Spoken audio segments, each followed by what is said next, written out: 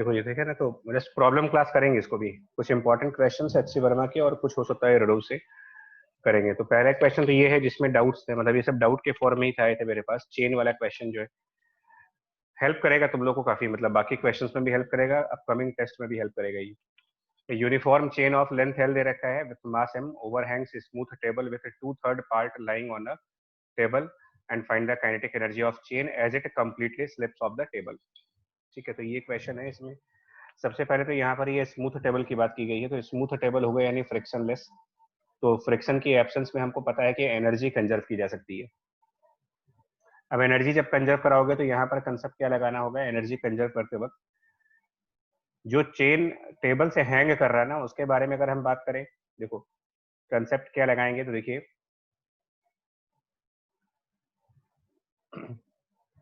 तो अगर हम चेन को ऐसे कुछ इमेजिन करके देखें कि चेन का 1/3 पोर्शन टेबल के ऊपर है और रिमेनिंग 2/3 पोर्शन चेन का टेबल के नीचे है, मतलब इस तरीके से है कुछ, 1/3 ऊपर और 2/3 नीचे, तो L/3 टेबल पर और 2L/3 इसका नीचे की तरफ। सर 12/3 ऑन द टेबल 12/3 ऊपर है। कोई बात नहीं, बदल देंगे, उसमें क्या है, क्वेश्चन बदल दो, चलो ठीक है, 2L/3 ऊपर कर लो, L/3 नीचे कर दो, वो कंसेप्ट प्रॉब्लम वो नहीं है। देखो अब इसका कंसेप्ट समझना है कि उसके हम कई सारे क्वेश्चंस कराएंगे अभी। ये तो एचसीबी का तो क्वेश्चन मैंने सैंपल के लिए उठाया, बट मिलते जुलते क्वेश्चंस और भी करेंगे। तो ये 2L/3 और L/3 मतलब दोनों साइड हो गए सपोज दैट, ठीक है ना। कंसेप्ट क्या होता है इसमें कि अगर हम टेबल को अपना रेफरेंस मान लें, सपोज करो हम टेबल को अपना रेफरेंस मान लें और ये कह दें कि यहाँ पर पोटेंशियल एनर्जी की वैल्यू 0 है, ठीक है जी। तो नंबर 1 कंसेप्ट तो ये है कि जो पोटेंशियल एनर्जी आप पढ़ते हो वो एक पार्टिकल के लिए पढ़ते हो, पूरी मैकेनिक्स इनफैक्ट पार्टिकल के लिए चल रही है अभी तक आपकी। तो पार्टिकल्स के मैकेनिक्स में आप पोटेंशियल एनर्जी mgh कहते हो, बट ये मास एक पार्टिकल के फॉर्म में होना चाहिए, इन form of particle. Chain obviously एक पार्टिकल के फॉर्म में नहीं है, चेन का मास पार्टिकल के फॉर्म में नहीं है, वो लेंथ के फॉर्म में है, तो लेंथ के फॉर्म में है तो हम ये कंसेप्ट तो लगाएंगे नहीं।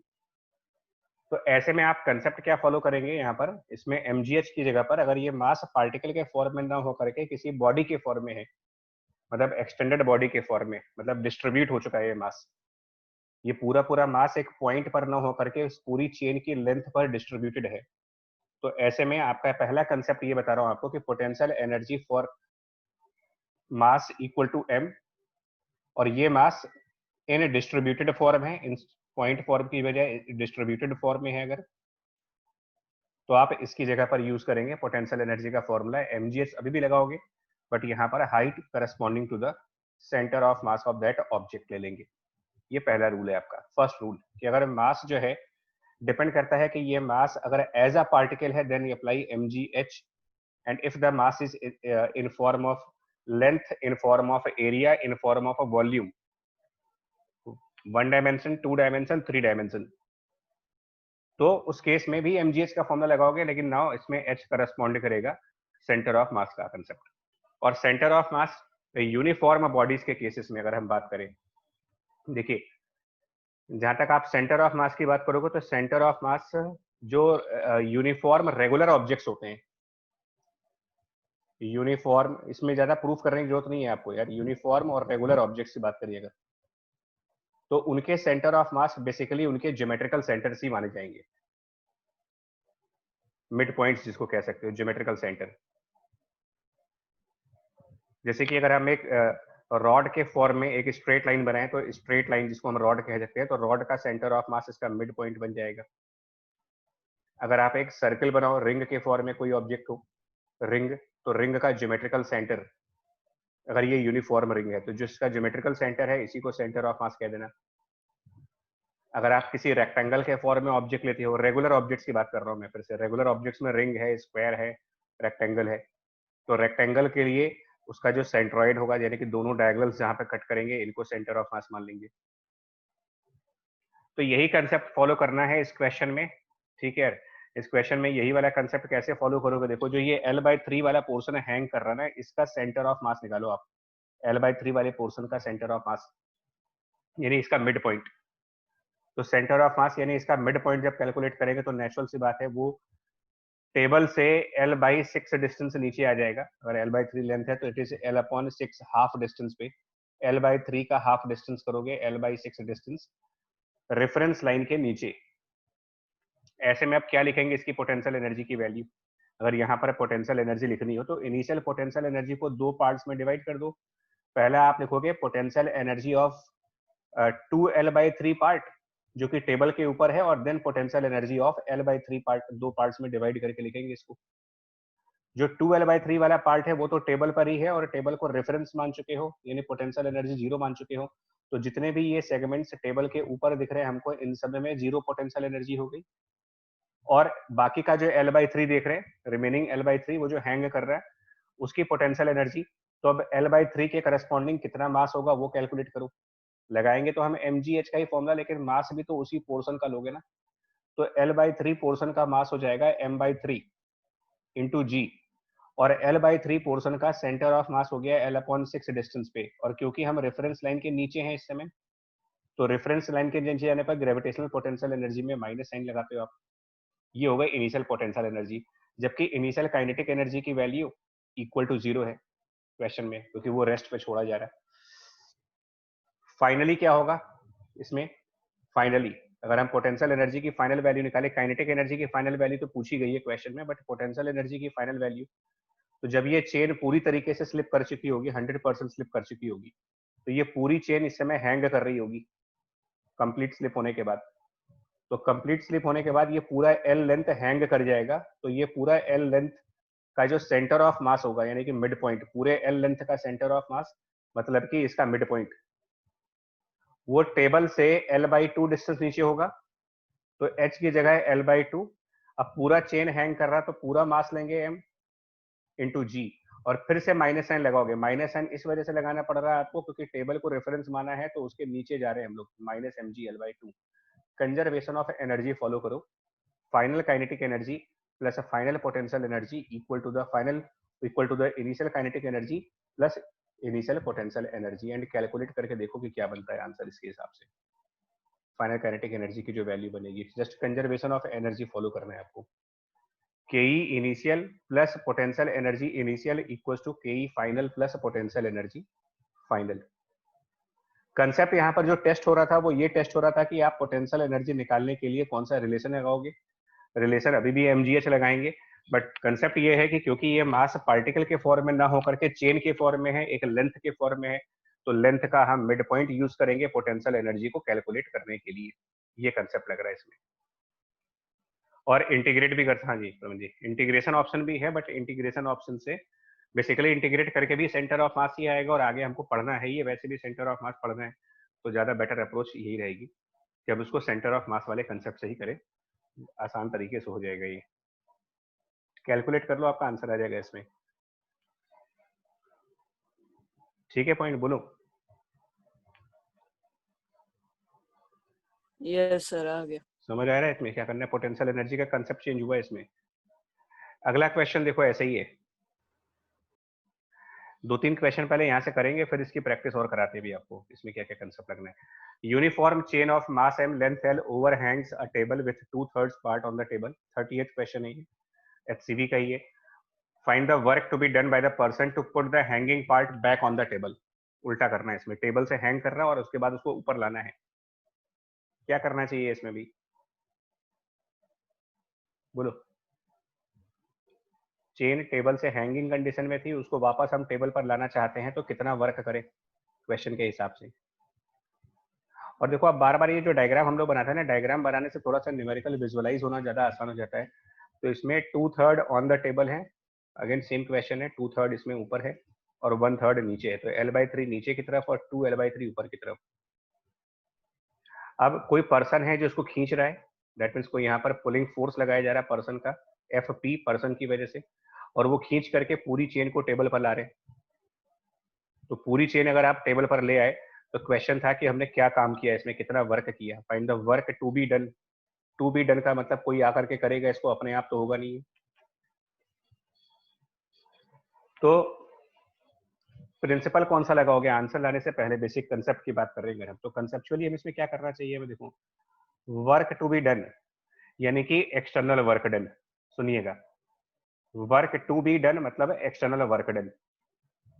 अब मैं आपको एक जनरलाइज बात बोल रहा हूँ, वर्क टू बी डन मतलब कि external work done should be equal to the change of energy in all forms. ये स्टेटमेंट ध्यान रखना आप, ये मोस्ट इंपॉर्टेंट स्टेटमेंट न्यूमेरिकल्स के लिए होता है। कभी भी आप न्यूमेरिकल करें तो बिल्कुल सेफ तरीके से आप यहाँ से चल सकते हो। सेफ है कि जो भी काम आप बाहर से करोगे, work external is always change of energy in all forms.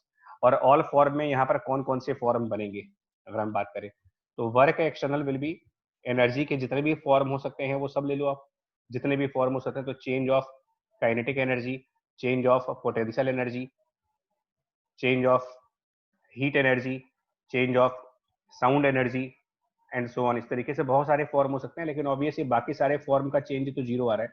Practically बात करो तो चेन को उठाने में कोई टेम्परेचर नहीं बढ़ने वाला, चेन को ऊपर लाने में कोई आवाज नहीं आएगी, लाइट नहीं जलने लगेगी, बल्ब नहीं जलेंगे, करंट नहीं आ जाएगा उसके अंदर से, मैग्नेट नहीं आ जाएगा। आई मीन किसी भी और तरीके की एनर्जी चेन को उठाने में नहीं आती। तो चेन को उठाने में या तो काइनेटिक एनर्जी आएगी या पोटेंशियल एनर्जी आएगी। बट ये जनरलाइज स्टेटमेंट यही होता है कि work done by the external agent is change of energy in all possible forms. यहां पर दो ही पॉसिबल फॉर्म्स हैं, काइनेटिक और potential.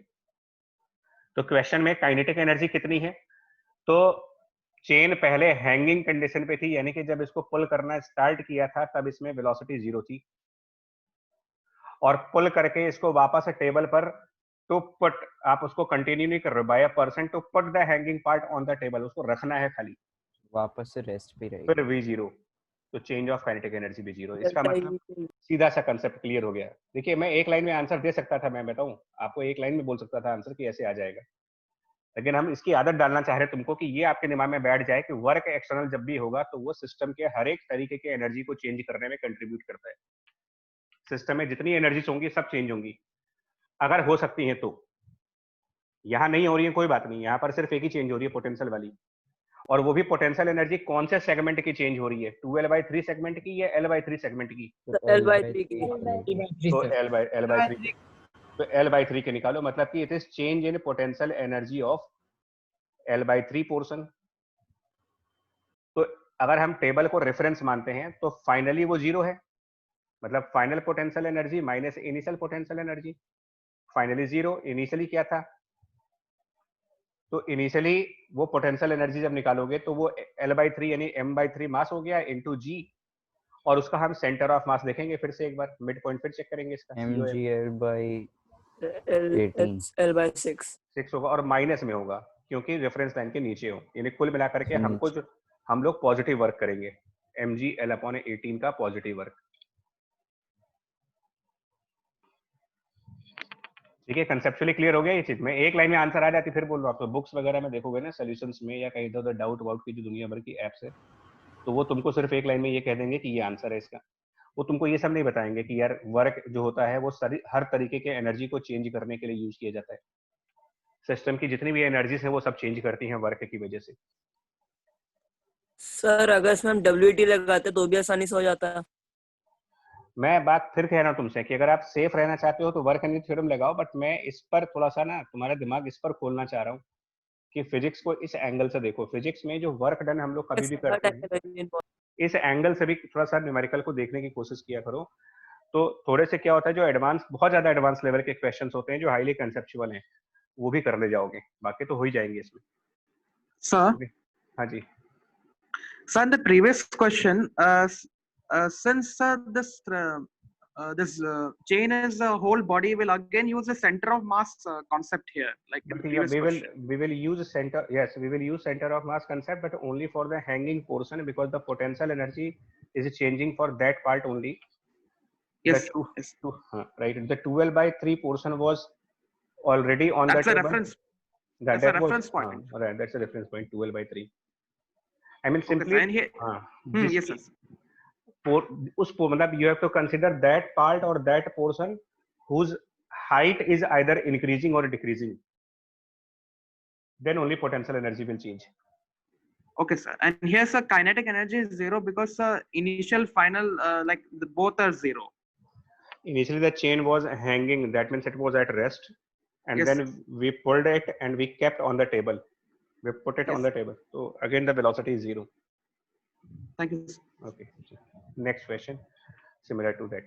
A uniform chain of length L, mass M hangs on the question 39, 2/3 part on the table, the friction coefficient between the table and mu, इस पर 2/3 part table पर है, ठीक है, कर सकते हैं इसको भी। Find the work by the friction during the period chain slips. अब मैं इस क्वेश्चन को थोड़ा सा एक्सटेंड करूंगा, ये जो इन्होंने पूछा है मैं उसको थोड़ा सा बियॉन्ड जाना चाहता हूँ, मतलब इस क्वेश्चन के बियॉन्ड जाना चाहते हैं। तो ठीक है, सो एक काम करें यार, इसको पहले तो ना इसको सब हटाओ, पूरी टेबल दिखाने की क्या जरूरत है, इतना पोर्शन सफिशिएंट है अपने को समझने के लिए।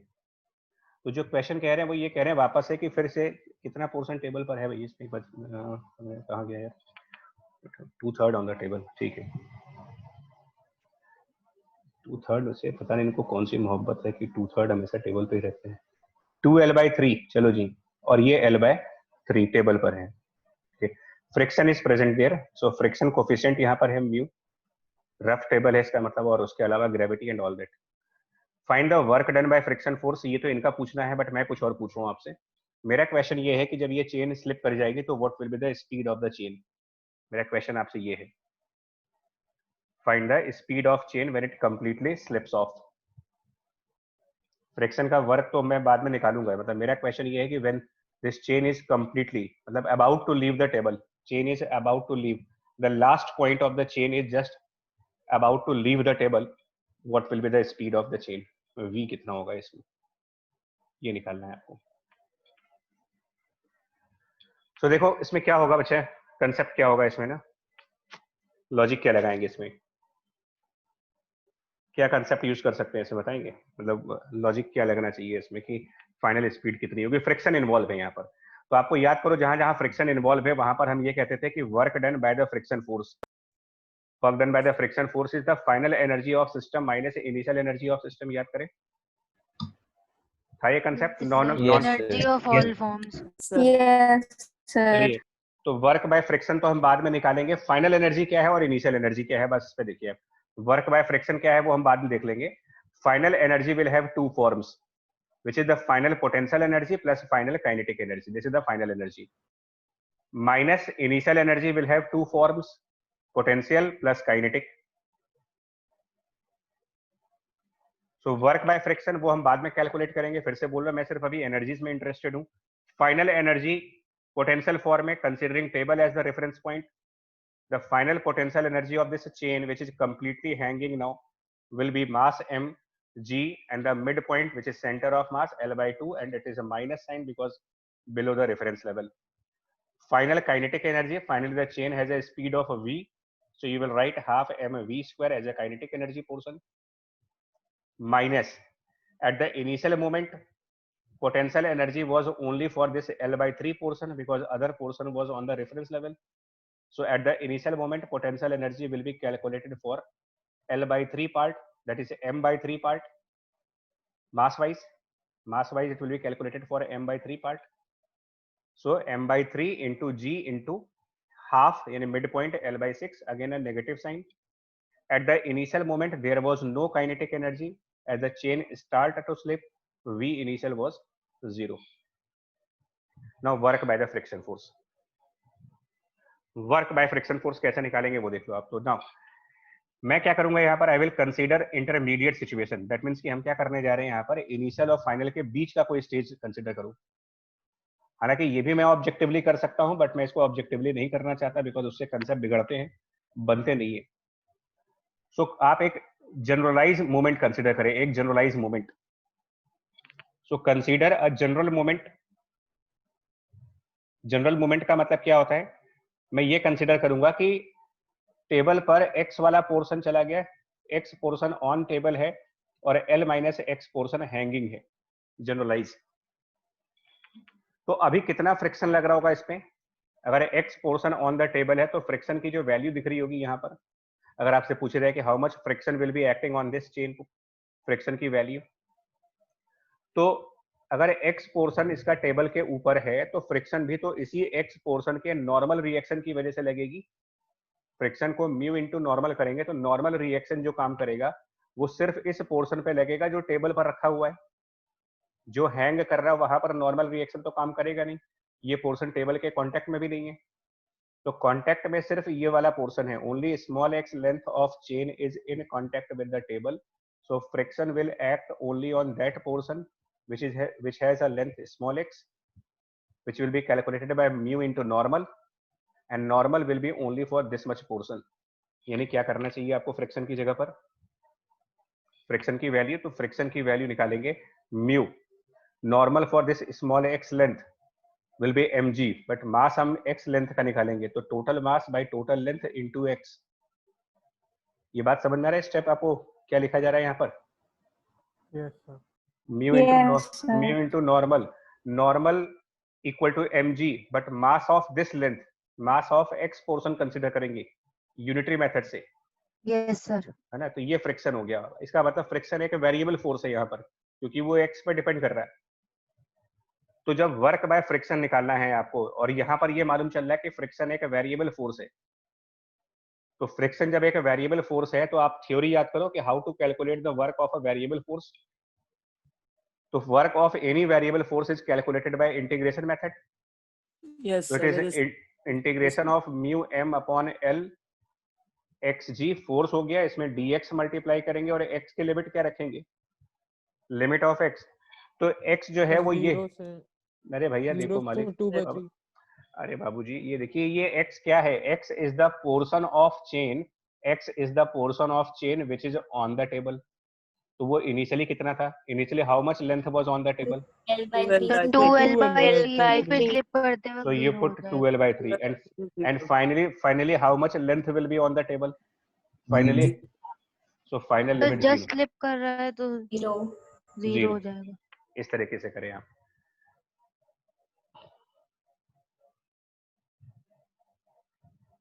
आई बात समझ में ये चीज? बोलो. फ्रिक्शन एक वेरिएबल Yes, sir. हाँ, Yes, sir.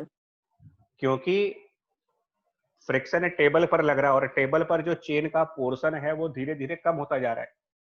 तो जब टेबल पर चेन का पोर्शन कम होता जाएगा तो वहां नॉर्मल रिएक्शन फोर्स कम होती चली जाएगी, फ्रिक्शन फोर्स की वैल्यू कम होती चली जाएगी, वेरिएबल फ्रिक्शन फोर्स बन गया. तो वर्क बाय फ्रिक्शन हम डायरेक्टली नहीं निकाल सकते कि फोर्स को डिस्प्लेसमेंट से मल्टीप्लाई कर दो. हमें क्या करना पड़ेगा? फ्रिक्शन का जनरलाइज एक्सप्रेशन निकालना होगा एक्स के फॉर्म में, और फिर हमको उसको इंटीग्रेट करके एंड देन सॉल्व करना पड़ेगा यहाँ पर. तो mu mg by l x gx into dx variable force का work from initial limit to the final limit. अब आप इसको पूरा इवेल्युएट करके देखो कि v की क्या वैल्यू आती है. इन्होंने तो हालांकि ये पूछा है find the work by the friction force during the period of chain slip, यानी इन्होंने जो पूछा है वो इस इंटीग्रेशन की वैल्यू पूछी है. HCV का जो आंसर है वो that is simply the value of integration on the left hand side. मैं जो आपसे पूछ रहा हूँ इसकी वेलोसिटी बता दो, तो वो राइट हैंड साइड से आ जाएगा. 2 क्वेश्चंस हो गए इसमें.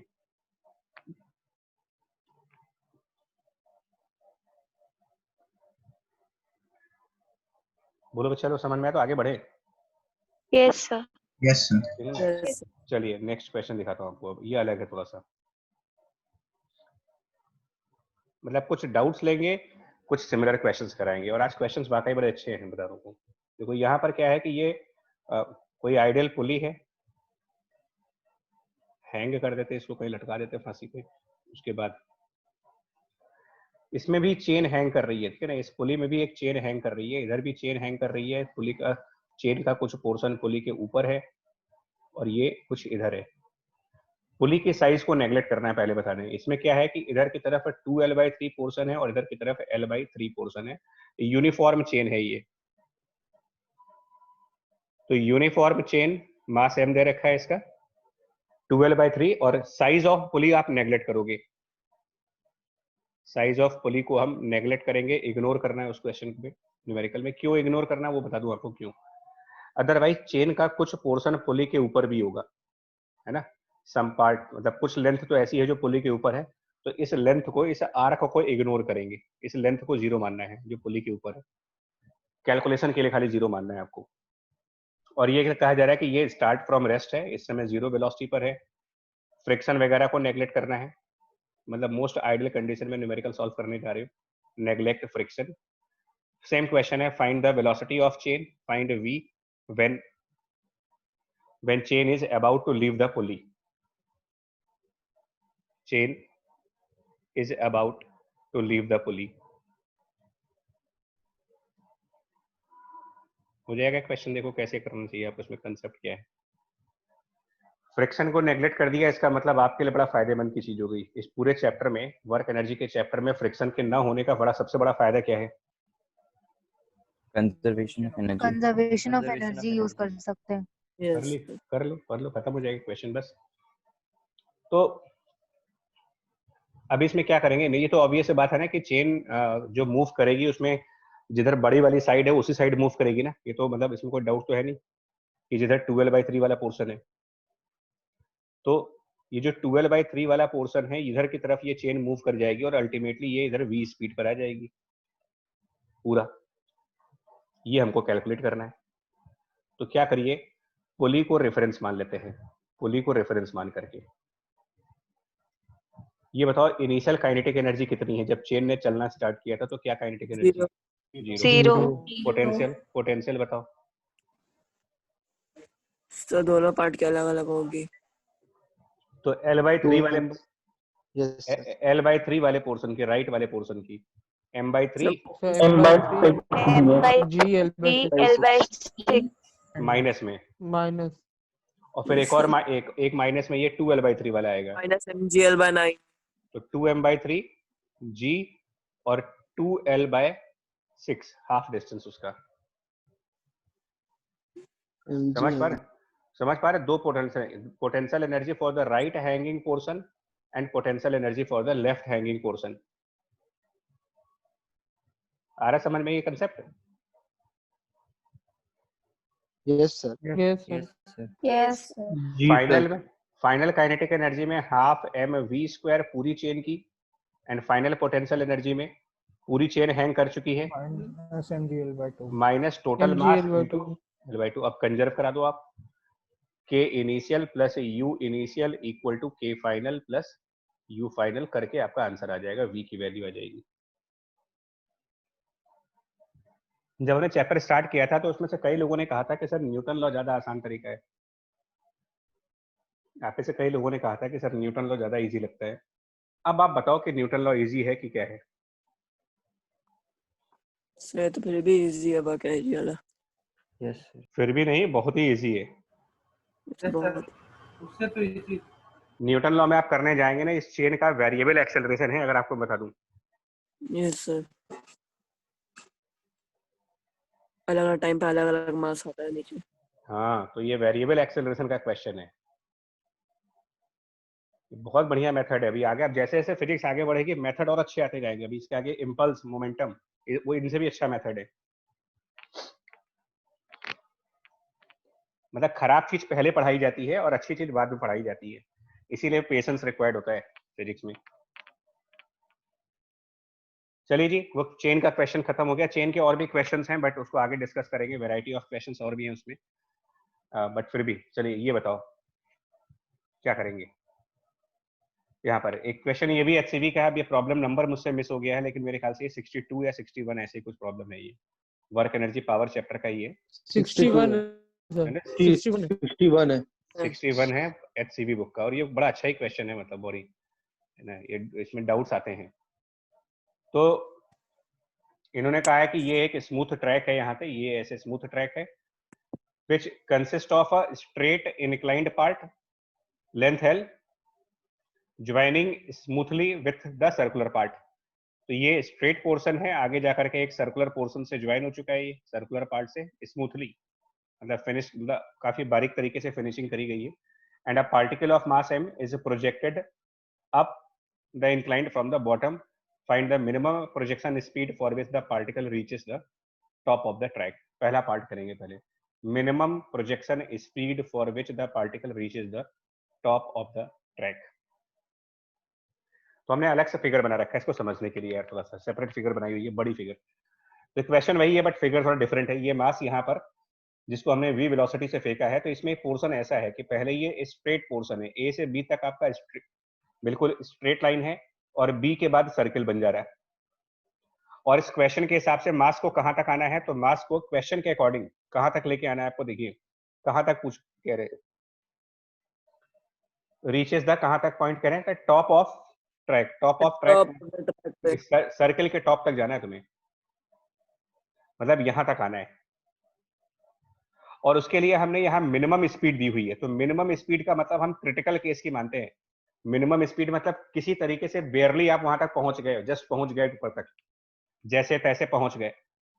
तो जैसे तैसे पहुंचने का मतलब होता है कि टॉप पॉइंट पर जा करके हमारे पास क्या स्पीड मानी जाएगी। अब अगर हम यहाँ मिनिमम स्पीड लेके चले, जीरो और ये स्मूथ था, फ्रिक्शन कहीं नहीं था, फ्रिक्शन था ही नहीं, तो ये बिल्कुल क्लियर आपको इंडिकेशन है। इससे ज्यादा अच्छा क्या हिंट मिलेगी कि U initial plus K initial equals to U final plus K final. Straightforward. Initial potential energy को रेफरेंस मान लीजिए, यहाँ पर जीरो हो गया वो। Kinetic energy V not velocity से थ्रू किया जा रहा है, half m V not square. Final potential energy, final potential energy और फाइनल काइनेटिक, तो फाइनली इसमें V जीरो हो गया, तो फाइनल काइनेटिक एनर्जी जीरो।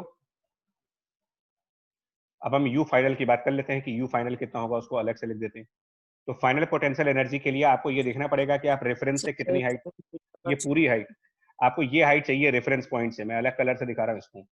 ये टोटल हाइट का मेजरमेंट करना होगा, इसीलिए मैंने फिगर बड़ा बनाया था। ये हाइट चाहिए मेरे को। तो इस हाइट को हम दो पार्ट्स में स्प्लिट करके निकालेंगे। एक हाइट हम पॉइंट बी तक की निकालेंगे कि पॉइंट बी तक कितनी हाइट आई, और फिर उसके बाद हम बी पॉइंट से और ऊपर कितना जा रहे हैं ये निकालेंगे। दो पार्ट्स में डिवाइड करके ये हाइट कैलकुलेट कर लो। तो बी पॉइंट तक कितनी हाइट आई वो तो हम ट्रायंगल से निकाल सकते हैं। अगर ये थीटा एंगल था और ये इंक्लाइंड एल लेंथ का है, sin थीटा, तो ये एल साइन थीटा यहां तक पहुंच गए आप। और बी से सी तक कितनी हाइट जा रहे हैं, तो उसके लिए क्या करेंगे, देखिए पॉइंट बी को ना सेंटर से मिलाओ। पॉइंट बी को जब आप सेंटर से मिलाओगे तो ये तो रेडियस आर हो गया। अगर ये थीटा एंगल बन रहा तो यहां पर आपको 90 माइनस थीटा एंगल बन जाएगा। और ये जो ए बी लाइन है, लाइन ए बी टैंजेंट होगी, टेंजेंट होगी सर्कल की, बिल्कुल लाइन ए बी सर्कल का टेंजेंट। तो ये जो रेडियस वाली लाइन आ रही है ना, इसके साथ वो 90 डिग्री पे होगी। रेडियस वाली लाइन के साथ यस सर, ए बी वाली लाइन 90 डिग्री पर। इसमें बेसिकली मैथ लगाना है आपको।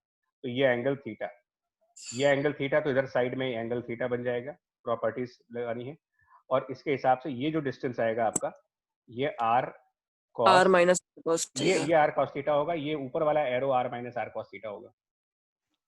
यस सर, तो टोटल हाइट जो आप गए हो वो L sine theta B point तक के लिए, और उसके बाद R minus R cos theta की हाइट और कवर कर रहे हैं। So total potential energy M G into total height L sine theta and plus R minus R cos theta, ये हमारी टोटल हाइट है। अब इसे यू फाइनल को यहाँ रख दीजिए और वी नॉट की वैल्यू आ जाएगी सॉल्व करके। तो पहला पार्ट तो हमारा आ जाएगा वी नॉट का स्क्वायर रूट में। एचसीवी वाला फिगर बड़ा कंफ्यूजिंग है जी, कौन सा? एचसीवी वाला फिगर हाँ सर हाँ बड़ा हाँ हाँ कंफ्यूजिंग हाँ, है, यस सर, बिल्कुल। ये तो समझ ही नहीं आ रहा है। बहुत गलत हो जाता है तो इससे। उसमें तो इसमें लग रहा है तो कि उसमें वो लगता है कि वो इंक्लाइन लटक पे गया जाके कोने में। नहीं वो उसमें कंफ्यूजन है, लगता इसीलिए है कि सर अटैक से सिर्फ एल लेंथ कवर करके ही टॉप हाँ तक sir, right yes right sir, right. वही चीज। ऐसा नहीं है कोई मैक्सिमम हाइट ले ली है। इसीलिए तो ये बड़ी सी फिगर आपके सामने लाया है ना, कि आप क्लियरिटी समझ जाओ कि एक्चुअली हुआ क्या है इसमें। वो बताया कि वो फिगर उन्होंने सही नहीं बना रखी है वहां पर, तो वो थोड़ा सा बस कंफ्यूज करता है। बाकी कंसेप्चुअल प्रॉब्लम किसी को नहीं आती है, क्योंकि सबको पता है एनर्जी कंजर्व होनी है इसमें। तो ये इस तरीके से क्वेश्चन हो जाएगा, वी नॉट आंसर आ जाएगा आपका। अब बी पार्ट क्या कह रहे हैं, assuming that the projection speed is 2v not. 2v not मतलब v नॉट क्या है, जो पार्ट ए का आंसर है वो v नॉट है, पार्ट ए वाला आंसर v नॉट है। अब पार्ट बी में हम 2v नॉट की स्पीड लेकर के देख रहे हैं, और block does not lose contact with the track before reaching the top. Find the force acting on it when it reaches the top. चलिए 2v नॉट से, तो ये सेकंड फिगर भी तैयार है हमारी। ये 2v नॉट वाला केस है, 2v नॉट। तो जब हम 2v नॉट से फेंकेंगे ना, तो यही ब्लॉक टॉप पॉइंट पर आ जाएगा।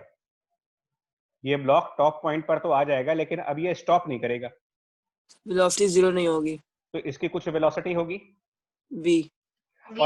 और यहाँ पर ये कौन सा मोशन कर रहा है, यहाँ तक तो उसने स्ट्रेट पाथ फॉलो किया, बी पॉइंट तक तो, उसके बाद तो सर्कुलर। फिर सर्कुलर सर्कुलर कर रहा है। तो कॉन्टैक्ट लूज नहीं। सर्कुलर वाली डायनेमिक्स लगाओ ना। इस पॉइंट पर यहाँ पर एक नॉर्मल रिएक्शन लगेगा, और इस पॉइंट पर यहाँ mg लगेगा। और क्योंकि ये सर्कुलर मोशन कर रहा है, तो इसका एक्सेलरेशन सेंटर की तरफ होगा। तो करस्पॉन्डिंग इक्वेशन बनेगी mg minus normal equal to m into V square by R. तो हमें नॉर्मल फाइंड करना है यहाँ पर, mg minus M V square by are.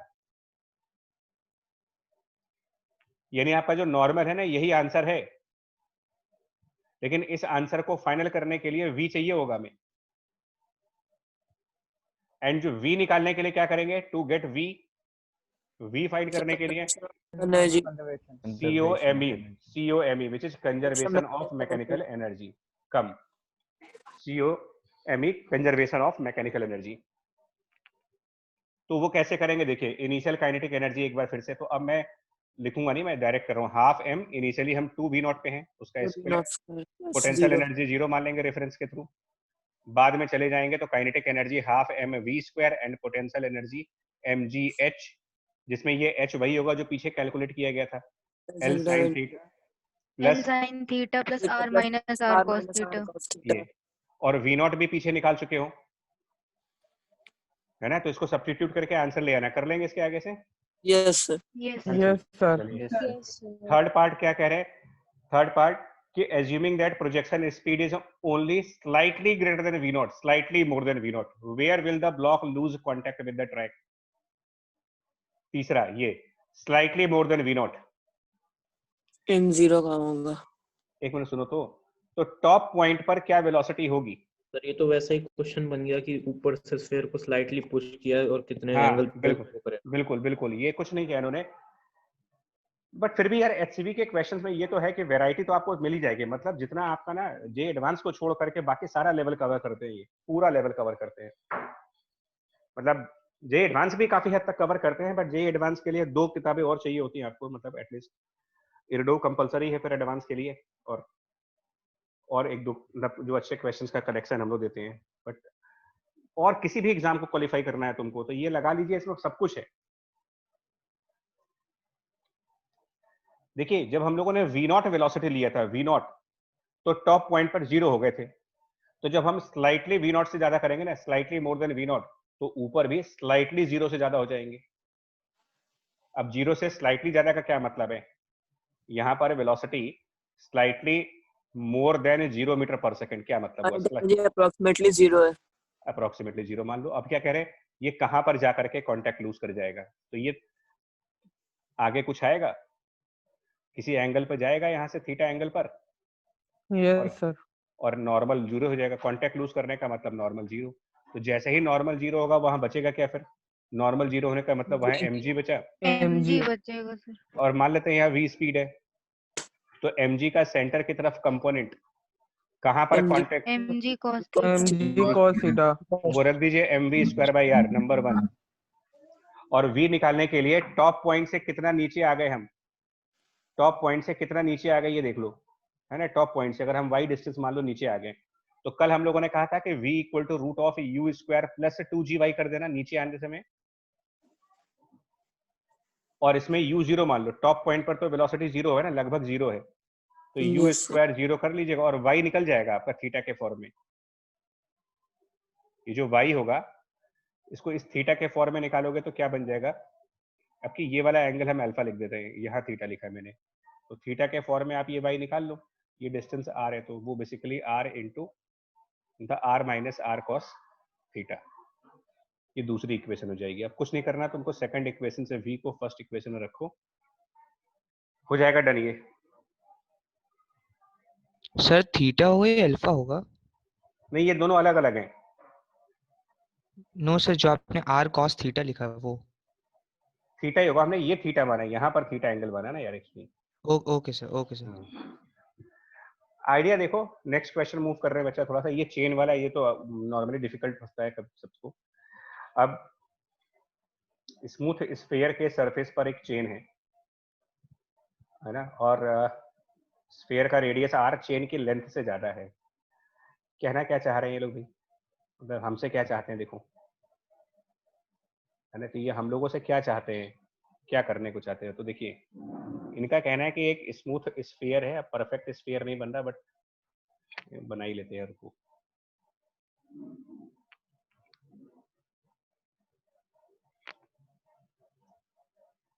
एक मिनट यार, बना ही देते हैं, 2 मिनट लगेगा। हाँ जी बताओ क्या करें। क्वेश्चन के हिसाब से इस पर ना एक चेन लटक रही है, लटका देते हैं हम लोग भी टॉप साइड से ऐसे करके चेन, इसका कोई रेलिवेंस है क्या यार कि स्फीयर की रेडियस चेन की लेंथ से ज्यादा है? इसका कोई रेलिवेंस है या सर मतलब? मींस क्वार्टर सर्कल से ऊपर है वो थोड़ा सा। हाँ, इसका मतलब चेन की जो लेंथ है वो स्फीयर के क्वार्टर सर्कल को टच नहीं कर पा रही है। 90 से कम है थीटा। राइट, कि चेन की जो लेंथ है वो छोटी है, तो थोड़ी सी ही चेन है, मतलब हल्की सी। अब find the gravitational potential energy of the chain with reference level at the centre of sphere. तो अब रेफरेंस चूज करने का फ्रीडम हमारे पास नहीं बचा। क्वेश्चन में इन्होंने रेफरेंस बता दिया कहाँ रखना है, तो हमारे पास चॉइस तो बची नहीं है पोटेंशियल एनर्जी। सुनिएगा अब आपको ना सिर्फ इंटीग्रेट, देखो इसमें भी वही प्रॉब्लम है, पोटेंशियल एनर्जी mgh होती है, इसमें कोई डाउट नहीं है, इसमें कोई डाउट नहीं कि पोटेंशियल एनर्जी mgh है, लेकिन जब m पार्टिकल हो। तो यहाँ जी एम के साथ अलग अलग पार्टिकल के हर मास अलग अलग माना है, तो हर जगह इक्वल पोटेंशियल एनर्जी नहीं हो सकती। बिल्कुल, तो यहाँ पर ये फॉर्मूला डायरेक्ट नहीं लगेगा, तो यहाँ पर सिर्फ इंटीग्रेशन अप्रोच है। या तो आपको सेंटर ऑफ मास पता हो, लेकिन centre of mass circular arc का नहीं पता मुझे। स्ट्रेट लाइन का सेंटर ऑफ मास तो मिड पॉइंट होता है, लेकिन सर्कुलर आर्क का सेंटर ऑफ मास कहीं और होता है। तो या तो मुझे ये पता हो कि सर्कुलर आर्क के सेंटर ऑफ मास की लोकेशन कहाँ होती है, तो मैं डायरेक्ट कर सकता था, क्योंकि अब की बार जो मास है वो एक सर्कुलर आर्क के फॉर्म में है। ये चीज एक सर्कुलर आर्क बन रही है, और आर्क का भी सेंटर ऑफ मास कैलकुलेट होता है, ऐसा नहीं है। सेंटर ऑफ मास हम आर्क के भी कैलकुलेट करते हैं, अभी नहीं कर पा रहे हैं, अभी हमने पढ़ा नहीं है उसके बारे में कोई। तो अभी हम क्या करेंगे, अभी हम इसको कैलकुलस मेथड से करेंगे। कैलकुलस मेथड से कैसे करेंगे, हम लोग चेन का, सुनना, चेन का एक पोर्शन कंसीडर कर लेते हैं। चेन का एक छोटा सा बीच में से एक पोर्शन ले लो, और मान लेते कि ये पोर्शन स्फीयर की सेंटर से ये पोर्शन मान लेते हैं बीटा एंगल पर है, और एडिशनल एंगल जो वो बनाएगा, एडिशनल एंगल ये डी बीटा बनेगा। अब ये कैलकुलस अप्रोच ही चलेगी। तो ये पहले बताओ, जिसको ग्रीन कलर से हमने हाईलाइट किया है, ये कितना मास होगा इसमें यार, इस पोर्शन का मास कितना होगा निकालें अगर तो पूरी चेन का मास पता है आपको, पूरी चेन का dl/l। देखिए पूरी चेन l लेंथ की है और उसका मास m है, तो यूनिटरी मेथड लगाओगे, total mass by total length. और ये ग्रीन वाला पोर्शन कितनी लेंथ का होगा, तो ये जो ग्रीन वाला पोर्शन है ये अपने आप में एक आर्क है, ये ग्रीन r d बीटा। तो ये जो ग्रीन वाला पोर्शन है ये अपने सेंटर पे डी बीटा का एंगल बना रहा है, डी बीटा का, और इसकी रेडियस r है। तो ये जो लेंथ होगी ना इस ग्रीन वाले पोर्शन की, ये आप उससे निकालो, radius multiplied by angle, length of arc is radius into angle, तो ये मल्टीप्लाई कर दो यहाँ पर, तो इससे निकल जाएगा कि इस ग्रीन कलर वाले का मास कितना है। और ये ग्रीन कलर वाला पोर्शन कितनी हाइट पर है, ग्रीन कलर वाला पोर्शन कितनी हाइट पर है, मतलब सेंटर से ये हाइट कितनी है, ये वाली हाइट, ये हाइट है ना, ये हाइट कितनी होगी, तो इसको मैं अलग से दिखा देता हूँ यार, ये हाइट कैसे r cos बीटा। हाँ जी, ग्रीन कलर वाले से सामने वाले रेडियस पर एक परपेंडिकुलर लेके जाओ, और ये हाइट है r इसकी, ध्यान से करो, जल्दीबाजी ना करो यार, ये height, this is the height for that green colour portion, green colour portion की ये हाइट है सेंटर से, और ये r cos बीटा है। अच्छा। ये जो ग्रीन वाला पोर्शन है ये r लेंथ है ना, ये तो रेडियस है, ये एंगल बीटा है, तो ये जो हाइट हम यहाँ देख रहे हैं ना वो h, ये लिखोगे r cos बीटा। तो अब हम क्या करेंगे ना, हम इस ग्रीन वाले पोर्शन की पोटेंशियल एनर्जी को du लिख रहे हैं, du का मतलब potential energy for this green portion कितना होगा, ये तो काम करेगा नहीं यहाँ पर, तो हम du निकालते हैं, तो du की वैल्यू लिखेंगे, उस ग्रीन वाले का मास यूनिटरी मेथड से फाइंड किया गया है, m/l into r D beta into g, और height of that green portion, जो छोटा सा एक ग्रीन वाला सेगमेंट है, उसकी हाइट है r multiplied by cos beta. Sir हाँ सर, वो cos बीटा के बजाय cos beta plus d beta नहीं होगा? तो डी बीटा एक्चुअली बहुत छोटे एंगल होते हैं, बात तुम्हारा सही है, मतलब कि बीटा और प्लस डी बीटा में ये लगभग डी बीटा हो जाएगा, क्योंकि डी बीटा को हम लगभग 0, हाँ सॉरी, मतलब ये लगभग बीटा होगा, डी बीटा ना छोटी वैल्यू मानते हैं हम लोग, तो किसी के कंपैरिजन में नेग्लेक्ट हो जाएगा वो। Okay sir. तो अब ये du होगा। अब पूरी पोटेंशियल एनर्जी निकालने के लिए ना, पूरी चेन की अगर आपको एनर्जी निकालनी है तो आपको यहाँ पर इंटीग्रेशन करना होगा। इसमें से क्या क्या चीजें इंटीग्रेशन से बाहर रहेंगी? m बाहर रहेगा, r बाहर रहेगा, l बाहर रहेगा, g बाहर रहेगा। तो कुल मिलाकर के बाहर होने वाली चीजें हैं m r square g divided by l, और इंटीग्रेशन के अंदर रहेगा cos बीटा d बीटा। अब इसके लिमिट्स क्या रखेंगे यार? तो चेन का बिगिनिंग पॉइंट, जहां से वो बिगिनिंग हुआ इसका है, तो बिगिनिंग पॉइंट और चेन का एंड पॉइंट देखो आप। तो जो बिगिनिंग पॉइंट है उसके लिए एंगल बीटा की वैल्यू को 0 रखना पड़ेगा, और एंड पॉइंट पे जब जाओगे तो एंगल बीटा कितना हो चुका होगा, मतलब एंड पॉइंट तक जाते जाते हम कितना एंगल बना चुके होंगे। तो चेन का जो एंड पॉइंट है ना, बिगिनिंग से एंड पॉइंट तक टोटल कितनी लेंथ आ जाएगी यहाँ पर? ये यहाँ से यहाँ तक कितनी लेंथ आ जाएगी? अलग से देख लो आप, अलग से ये चेन पूरी जो है, पूरी चेन कितना एंगल बना रही है? तो पूरी एल हो जाएगी। तो एल लेंथ की चेन है, L by R और आर ये है, तो ये कितना एंगल बनेगा? L by R। तो L by R। तो angle by the complete chain will be L by R। तो लिमिट भी ऐसी रखी जाएगी 0 से लेकर के, और टोटल चेन जो एंगल बना रहा है वो L by R का एंगल बना रहा है।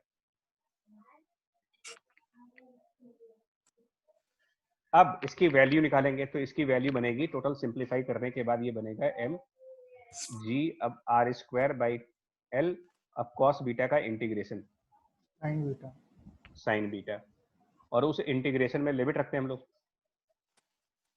तो यहाँ साइन बीटा कर दे रहे, इंटीग्रेशन की वैल्यू, उसमें लोअर लिमिट 0 है और upper limit l upon r है। तो इसको और सिंप्लीफाई करो, ये पोटेंशियल एनर्जी ऑफ चेन यहाँ से निकालेंगे तो ये हो जाएगा mg l, और अपर लिमिट साइन बीटा की जगह l बाई आर, और माइनस लोअर लिमिट, तो वो लोअर लिमिट में 0 है, साइन 0, वो 0 हो जाएगा। ये पहला पार्ट है इसका। बोले ठीक है ये चीज? Yes sir. जी सर। Yes, sir. बस फाइनली ग्रेविटी। अब B part, suppose the chain is released and slides down the sphere, find the kinetic energy of chain when it has slid through an angle of theta. ठीक है, मतलब क्या कहना चाह रहे देखो, वो ये चेन का बिगिनिंग पॉइंट था। अभी आपने पोटेंशियल एनर्जी कैलकुलेट कर दी इन्होंने, कितनी आएगी। अब इसको नेक्स्ट पेज पे दूसरा डायग्राम बनाना पड़ेगा, इसमें मेहनत बहुत है एक्चुअली। लास्ट के क्वेश्चंस वैसे भी आपको पता है कि एचसीवी के जो आखिरी के 2-3 क्वेश्चंस होते हैं वो पूरी कंसेप्ट की ऐसी तैसी कर देते हैं हम लोग के, मतलब पूरा कंसेप्ट चेक कर लेते हैं वो सब बड़ा फिगर बनाते हैं यार इसमें। देखो अब जो चेन है वो स्लिप कर चुका है क्वेश्चन के हिसाब से, मतलब पहले जो चेन यहाँ पर था वो यहाँ नहीं रहा, वो स्लिप कर गया। तो अब चेन कहीं यहाँ पर मिलेगा आपको, ऐसे कुछ। कितने एंगल से स्लिप कर चुका है क्वेश्चन के हिसाब से ये चेन? हाँ, तो यहाँ पर इसका मतलब ये एंगल थीटा है जो स्लिप कर गया वो। और ये पूरा एंगल जो बनेगा ना यहाँ पर, टोटल एंगल, मतलब पूरी चेन जो एंगल बना रही है, ये आपको पता ही है, ये एंगल L by R है। L by R है। हाँ, तो अब हम क्या करने जा रहे हैं, सुनो, हम एक बार फिर से वही काम करेंगे। हम चेन में कोई एक टुकड़ा, इसका चेन का एक छोटा सा पोर्शन, फिर वही काम करेंगे। चेन का एक छोटा सा पोर्शन अभी भी लेंगे, और हम ये मानेंगे कि चेन का वो छोटा पोर्शन y एक्सिस से बीटा एंगल पर है, और अभी भी ये d बीटा का एंगल बना रहा है। सारी वर्किंग वैसी रहेगी मेरी, ये एंगल d बीटा। तो इसकी पोटेंशियल एनर्जी du, तो ये तो फिर वही मेथड हो गया जो पहले चल रहा था, सेम ही आएगा, mg r square divided by क्या था l, और मेरे ख्याल से cos beta into d beta, same ही तो आएगा ना। Yes sir. आपके पास फर्क जो इतना होगा कि अब आप जब पूरी चेन की एनर्जी निकालेंगे तो जब इंटीग्रेशन करोगे इसका प्रोसेस सेम रहेगा, लेकिन जब आप की बार इंटीग्रेशन करेंगे इसमें cos बीटा d बीटा को इंटीग्रेट करेंगे तो लिमिट्स रखने का तरीका बदल जाएगा, लोअर लिमिट भी चेंज हो जाएगी, क्योंकि अब चेन का जो स्टार्टिंग पॉइंट है वो कितने एंगल पर है, थीटा, और चेन का एंड पॉइंट कितने एंगल पर है, theta L by R minus theta. Sorry, तो अब चेन की पोटेंशियल एनर्जी बदल जाएगी, लिमिट्स बदल गई, पोटेंशियल एनर्जी बदल गया। दिस अब यहाँ पर साइन बीटा इंटीग्रेशन होगा तो उसमें पहली लिमिट आएगी sine theta plus L by R और माइनस लोअर लिमिट में थीटा है, यानी ये एक तरीके से चेन की फाइनल एनर्जी निकाली आपने। और इसके पहले वाले पोर्शन में जो किया था, इसके पहले वाले पोर्शन में ये उस चेन की इनिशियल एनर्जी निकाली गई थी।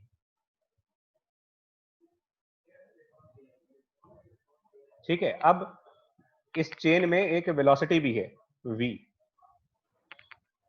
Conservation of mechanical. तो initial potential energy plus kinetic energy initial equals to final potential energy plus kinetic energy final. अब initial potential energy previous page पर कैलकुलेटेड है mg r² और sine of l by r। Initial kinetic energy 0, final potential energy इसी page पर calculated है mg r² by l नहीं था, ये 2 था, यहाँ l है ना सर, ये l2 नहीं होगा यार, ये भी गड़बड़ हो रहा है, यहाँ पर l है, ये यहाँ पर भी l हो गया और ब्रैकेट में चला गया sine theta plus l by R minus sine theta और प्लस फाइनल काइनेटिक एनर्जी जो कि हाफ m v²। तो ये आपका सेकंड पार्ट आएगा इसको सॉल्व करके। हालांकि क्योंकि बिल्कुल आसान तो है नहीं, कहीं से भी ये साफ दिख रहा है आपको कितने सारे टर्म्स आ रहे हैं इसके अंदर। प्रोसेस समझ पाए इसमें क्या हुआ, डिफरेंस क्या हुआ? दोनों की पोटेंशियल एनर्जी निकालने का तरीका एक ही है, बस यहाँ पर लिमिट 0 से l बाई आर की रखनी थी तुमको, क्योंकि चेन का स्टार्टिंग पॉइंट 0 एंगल पर है। और अगले वाले में भी सेम प्रोसेस है, बस लिमिट बदल दो, स्टार्टिंग पॉइंट का लिमिट थीटा और बाद वाले का theta plus l by R. ठीक है, तो अब बी पार्ट हो जाएगा। Suppose the chain, kinetic energy निकाल सकते हैं इसकी कि नहीं निकाल सकते? मतलब हाफ mv² बताना है आपको, v नहीं बताना। Find the kinetic energy. Yes sir, हो जाएगा। ये पूरा हाफ mv²। अब इसके अगले पार्ट में क्या कह रहे हैं? Find the tangential acceleration of the chain when the chain starts sliding down. Find the tangential acceleration of the chain when the chain starts sliding down. ये भी खतरनाक क्वेश्चन है। जब चेन ने स्लाइड करना स्टार्ट किया था उस समय की टेंजेंशियल एक्सेलरेशन।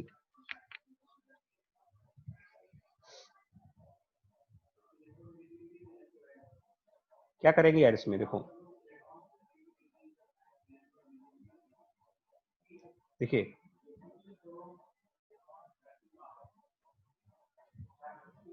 अब तो ये बिगिनिंग वाले की बात कर रहे हैं आपसे। तो बिगिनिंग वाले में तो चेन ऐसे थे, एक बार फिर से इसमें तो डायग्राम में ही प्रॉब्लम है सबसे बड़ी।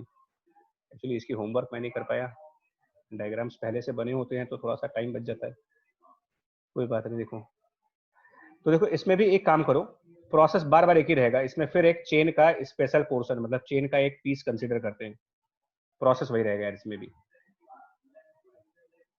और ये वाला पोर्शन वाई एक्सिस की साइड से बीटा एंगल पर, और फर्दर जो एंगल बना रहा है वो डी बीटा, यहां से यहां तक का ये एंगल।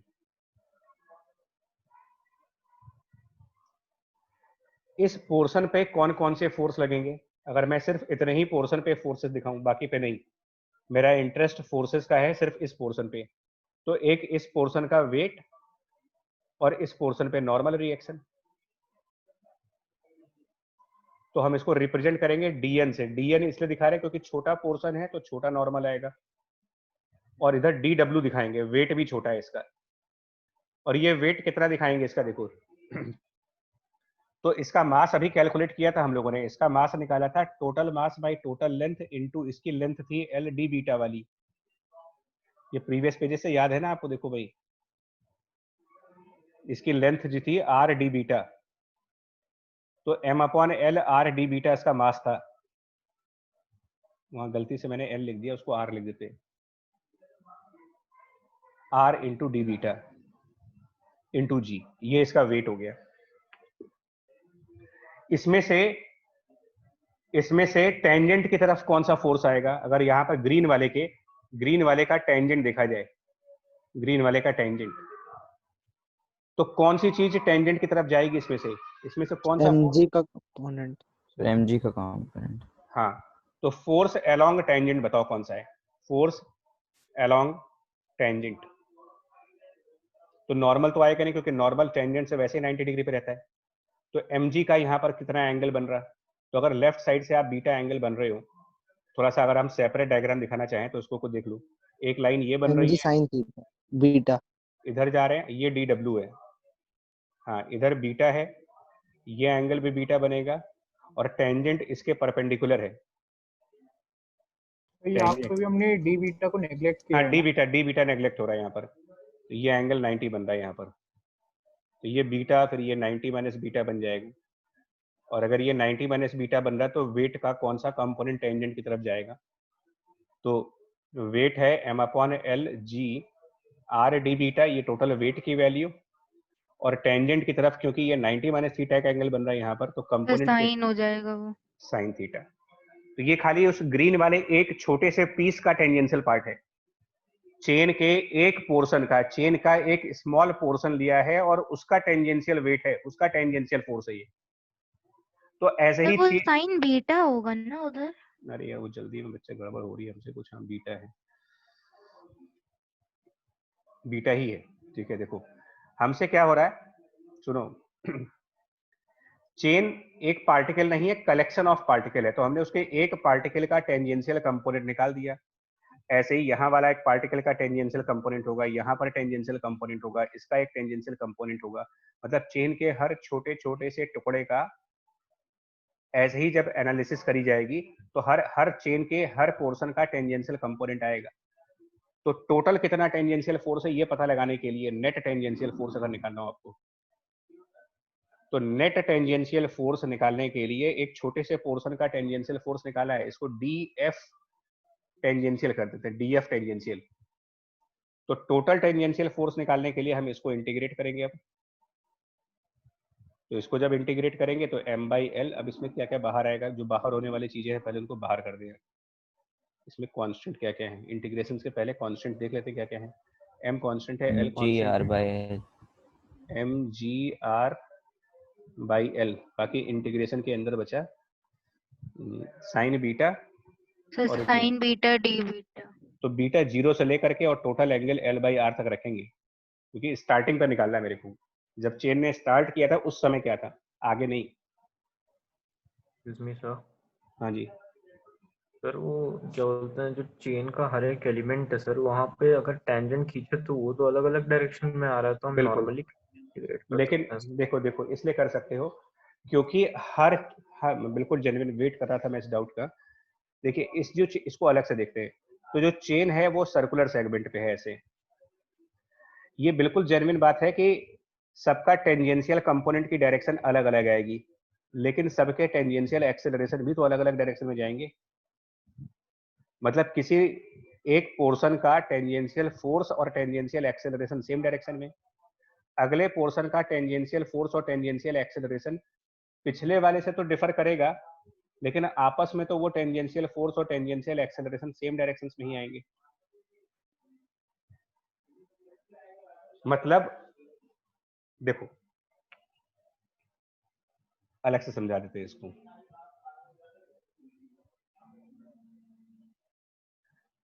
एक सेकंड यार, एक सेकंड, ठीक है।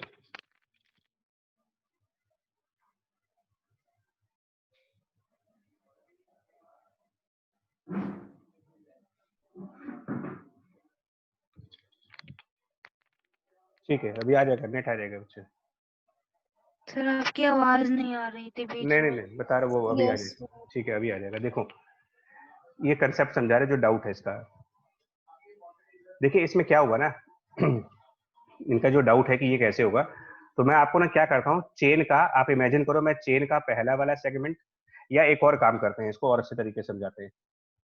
ये जो डाउट है इसको क्लियर करते हैं कि हम ये काम कैसे कर सकते हैं लॉजिकली, इसमें लॉजिक सही है या नहीं है। तो इसको समझने के लिए देखो आप ऐसा कुछ एग्जांपल लो। सपोज करो दो ऑब्जेक्ट्स हैं यहाँ पर और एक ऑब्जेक्ट यहाँ पर, और इनको हम लोगों ने किसी थ्रेड से कनेक्ट कर दिया, थ्रेड से, थोड़ा हाइपोथेटिकली मानते हैं इसको। एक स्ट्रिंग से हमने दो मासेस कनेक्ट कर दिए, एक मास हमारा m1 है और एक मास हमारा m2 है, दो मासेस हमने कनेक्ट कर दिए स्ट्रिंग से। ठीक है, और हमने सिस्टम को रेस्ट पे छोड़ा है, सिस्टम को रेस्ट पे छोड़ा है जब ये एंगल थीटा बन रहा है। तो मुझे एक्सेलरेशन बतानी है, इनिशियल एक्सेलरेशन पूछा जा रहा है इसमें कि इनिशियल एक्सेलरेशन क्या होगी। ठीक है जी, अब M1 का फ्री बॉडी डायग्राम देखो क्या होगा। बॉडी M1 पर कौन कौन से फोर्स लगेंगे? तो बॉडी M1 पर एक फोर्स लगेगा आपका M1G का, बॉडी M1 पर लगेगा नॉर्मल, और जो स्ट्रिंग है उससे टेंशन फोर्स। बॉडी M2 के फ्री बॉडी डायग्राम में M2G नॉर्मल रिएक्शन, और यहां पर टेंशन फोर्स इस तरफ आएगा, पीछे की तरफ, टेंजेंट की तरफ। टेंशन हमेशा टेंजेंट की तरफ आएगी क्योंकि स्ट्रिंग जो होगी वो सर्कुलर मान के चल रहे हैं, स्ट्रिंग सर्कुलर मान के चल रहे हैं, बिल्कुल स्फीयर से कोइंसाइड करता हुआ। मैं आपसे कह रहा हूं कि system start from rest, system start from rest. अब आप याद करिए कि सर्कुलर मोशन अगर कहीं पर होता है, कहीं भी सर्कुलर मोशन का जब भी आप कोई न्यूमेरिकल कंसीडर करते हो, तो आपको पता है कि एक्सेलरेशन को दो पार्ट्स में डिवाइड किया जाता है, सेंट्रीपिटल और टेंजेंशियल फॉर्म में। सेंट्रीपिटल एक्सेलरेशन v²/r होता है और टेंजेंशियल एक्सेलरेशन dv/dt होता है। अगर हम रेस्ट से स्टार्ट कर रहे हैं और इनिशियल एक्सेलरेशन पूछ रहे हो मुझसे आप, तो सेंट्रीपिटल वाला तो होगा नहीं कुछ। ठीक है, यहां तक सही है? यस है ना? तो जो भी एक्सेलरेशन है वो टेंजेंट की तरफ है। अब जब हम F = ma लगाते हैं, हमको पता है कि summation of force = mass into acceleration जब आप लगाते हो, तो हमने 100 बार कहा है आपसे कि F और A हमेशा पैरेलल वाले होने चाहिए। तो क्योंकि हमारा एक्सेलरेशन टेंजेंशियल है, सेंट्रीपिटल है नहीं, तो हम सिर्फ टेंजेंशियल फोर्सेस देखेंगे। तो अब बताओ M1 के लिए क्या इक्वेशन बनाओगे? फॉर M1 क्या इक्वेशन लिखाएंगे? कौन सा फोर्स M1 के फ्री बॉडी डायग्राम में कौन सा फोर्स टेंजेंट की तरफ है? M1G tension. M1G टेंजेंट की तरफ कहाँ है भाई? M1G तो सेंटर की तरफ डायरेक्शन में। और फॉर M2 देखिए, M2 का कौन सा फोर्स टेंजेंट की डायरेक्शन में है? M2 के फ्री बॉडी डायग्राम से कौन सा फोर्स? T है और mg का कॉम्पोनेंट भी है। mg का mg sin theta, sin theta, mg sin theta है ना, और -t, ये M2 हो गया, तो इक्वल टू M2a। हम क्या करेंगे, दोनों को ऐड कर देंगे इक्वेशंस को। दोनों इक्वेशन जैसे ही तुम ऐड करोगे तो क्या हुआ, M2g sin theta, tt cancel, और ये बन जाएगा total mass M1 + M2 multiplied by a। तो अल्टीमेटली ये जो टेंशन फोर्सेस हैं वो तो कट जाएंगी, हम टोटल मास M1 + M2 कर दें, यानी कि जो एक्सेलरेशन बना वो क्या बना है, M2g sin theta divided by M1 + M2।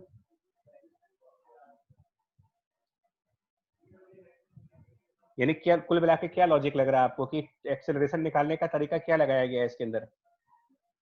M1g का टेंजेंशियल कंपोनेंट और M2g का टेंजेंशियल कंपोनेंट, बट M1g का टेंजेंशियल कंपोनेंट आया ही नहीं। देखिए नॉर्मल का टेंजेंशियल कंपोनेंट कभी आएगा भी नहीं, क्योंकि नॉर्मल हमेशा 90 डिग्री पर रहेगा।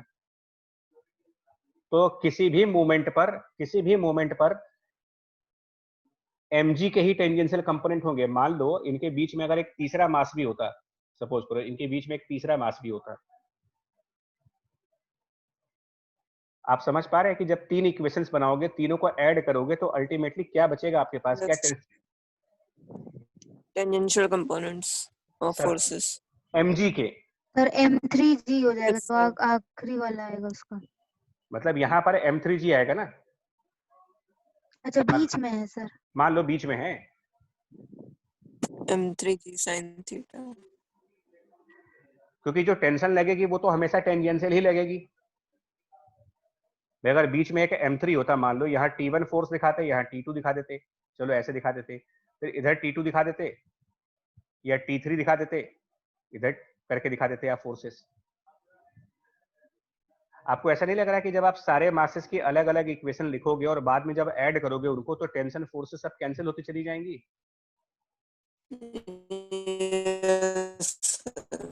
सर मतलब एक सिस्टम जैसा काम हो रहा है यहाँ पे। सिस्टम, ये हाँ, इंटरनल फोर्सेस लग रहे हैं। टेंशन तो सब कैंसिल हो गया, इंटरनल थे और कोई काम नहीं कर रहा इसलिए। और हाँ, और नॉर्मल फोर्स अपीयर हो नहीं रहा कहीं पर, तो सिर्फ ग्रेविटी का ही कंपोनेंट आएगा, तो सबके ग्रेविटी के टेंजेंशियल कंपोनेंट्स आएंगे भाई। जब हम m3 की इक्वेशन लिखेंगे तो यहाँ की ग्रेविटी का टेंजेंशियल कंपोनेंट आएगा, m2 की इक्वेशन में m2 की ग्रेविटी का टेंजेंशियल कंपोनेंट आएगा, m1 की इक्वेशन में m1g का टेंजेंशियल कंपोनेंट आएगा। तो इसीलिए मैं कह रहा हूँ कि सबकी ग्रेविटी वाली फोर्सेस के टेंजेंशियल कंपोनेंट्स को ऐड करना होगा। अल्टीमेटली आप सारी इक्वेशन से ऐड कर रहे हो, और इसी प्रोसेस ऑफ जो ऐड करने का ये जो प्रोसेस है, यही प्रोसेस हमारे लिए क्या कहलाता है यहाँ पर, प्रोसेस ऑफ इंटीग्रेशन।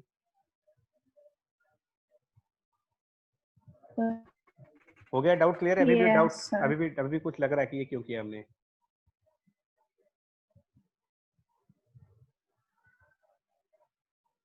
हुआ क्लियर? Yes sir. सर तो अब आंसर लाओ क्या आएगा? नेट टेंजेंशियल फोर्स निकाल करके क्या करेंगे? Net tangential force mg r by L sine beta integrate कर लेते हैं। साइन बीटा का integration minus cos beta, minus cos beta, और इसमें लिमिट रखनी है तुमको 0 से l बाई आर की। तो mg r बाई एल, तो माइनस कॉस बीटा, तो पहले l बाई आर की लिमिट रख देंगे, फिर माइनस लगाते हो और फिर लोअर लिमिट रखते हो, तो बीटा की जगह 0 रखोगे, तो माइनस कॉस 0, लेकिन कॉस 0 1 होता है, इसका ध्यान रखना, -1। जो टेंजेंशियल फोर्स आ जाए उसको मास से डिवाइड कर दो, tangential force divided by mass, tangential acceleration आ जाएगी। सर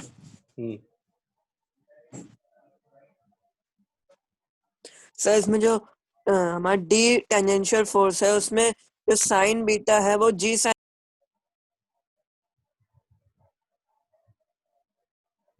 कुछ गड़बड़ हो गया यार।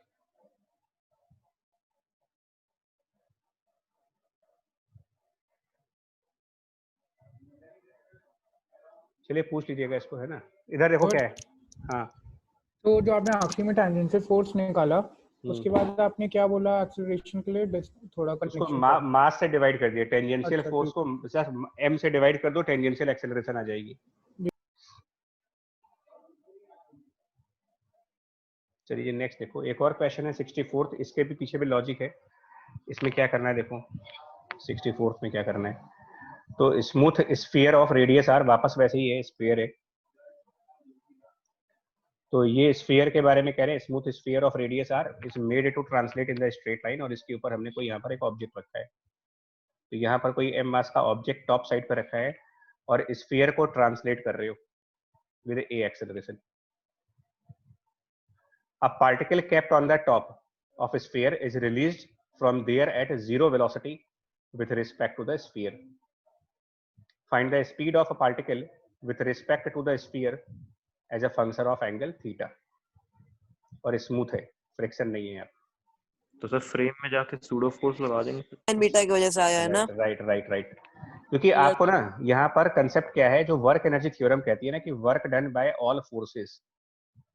थ्योरम ये है कि work done by all forces तो उसमें पीछे सूडो फोर्स होगा। तो अगर इसको, हाँ बस आपको ये बताना था कि अगर आप नॉन इनर्शियल फ्रेम यूज कर रहे हैं तो सर सूडो का भी वर्क डन कंसीडर, तो work done by all real forces लेंगे, plus work done by pseudo force भी लेना होगा आपको। अगर नॉन इनर्शियल फ्रेम है तो स्यूडो फोर्स का भी वर्क कंसीडर होगा। और चेंज ऑफ काइनेटिक एनर्जी में काइनेटिक एनर्जी भी विथ रिस्पेक्ट टू फ्रेम होगी। फिर मतलब स्पीड जो होगी वो फ्रेम के रिलेटिव आएगी, एब्सोल्यूट वेलोसिटीज नहीं आएंगी, रिलेटिव वेलोसिटीज आएंगी।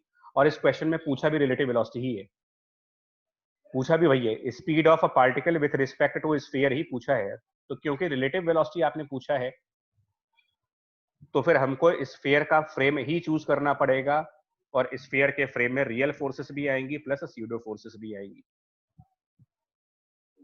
तो इसमें स्यूडो फोर्स के नाम पर एक ma का फोर्स आ जाएगा, रियल फोर्स के नाम पर ग्रेविटी लगेगी, और नॉर्मल रिएक्शन फोर्स लगेगा।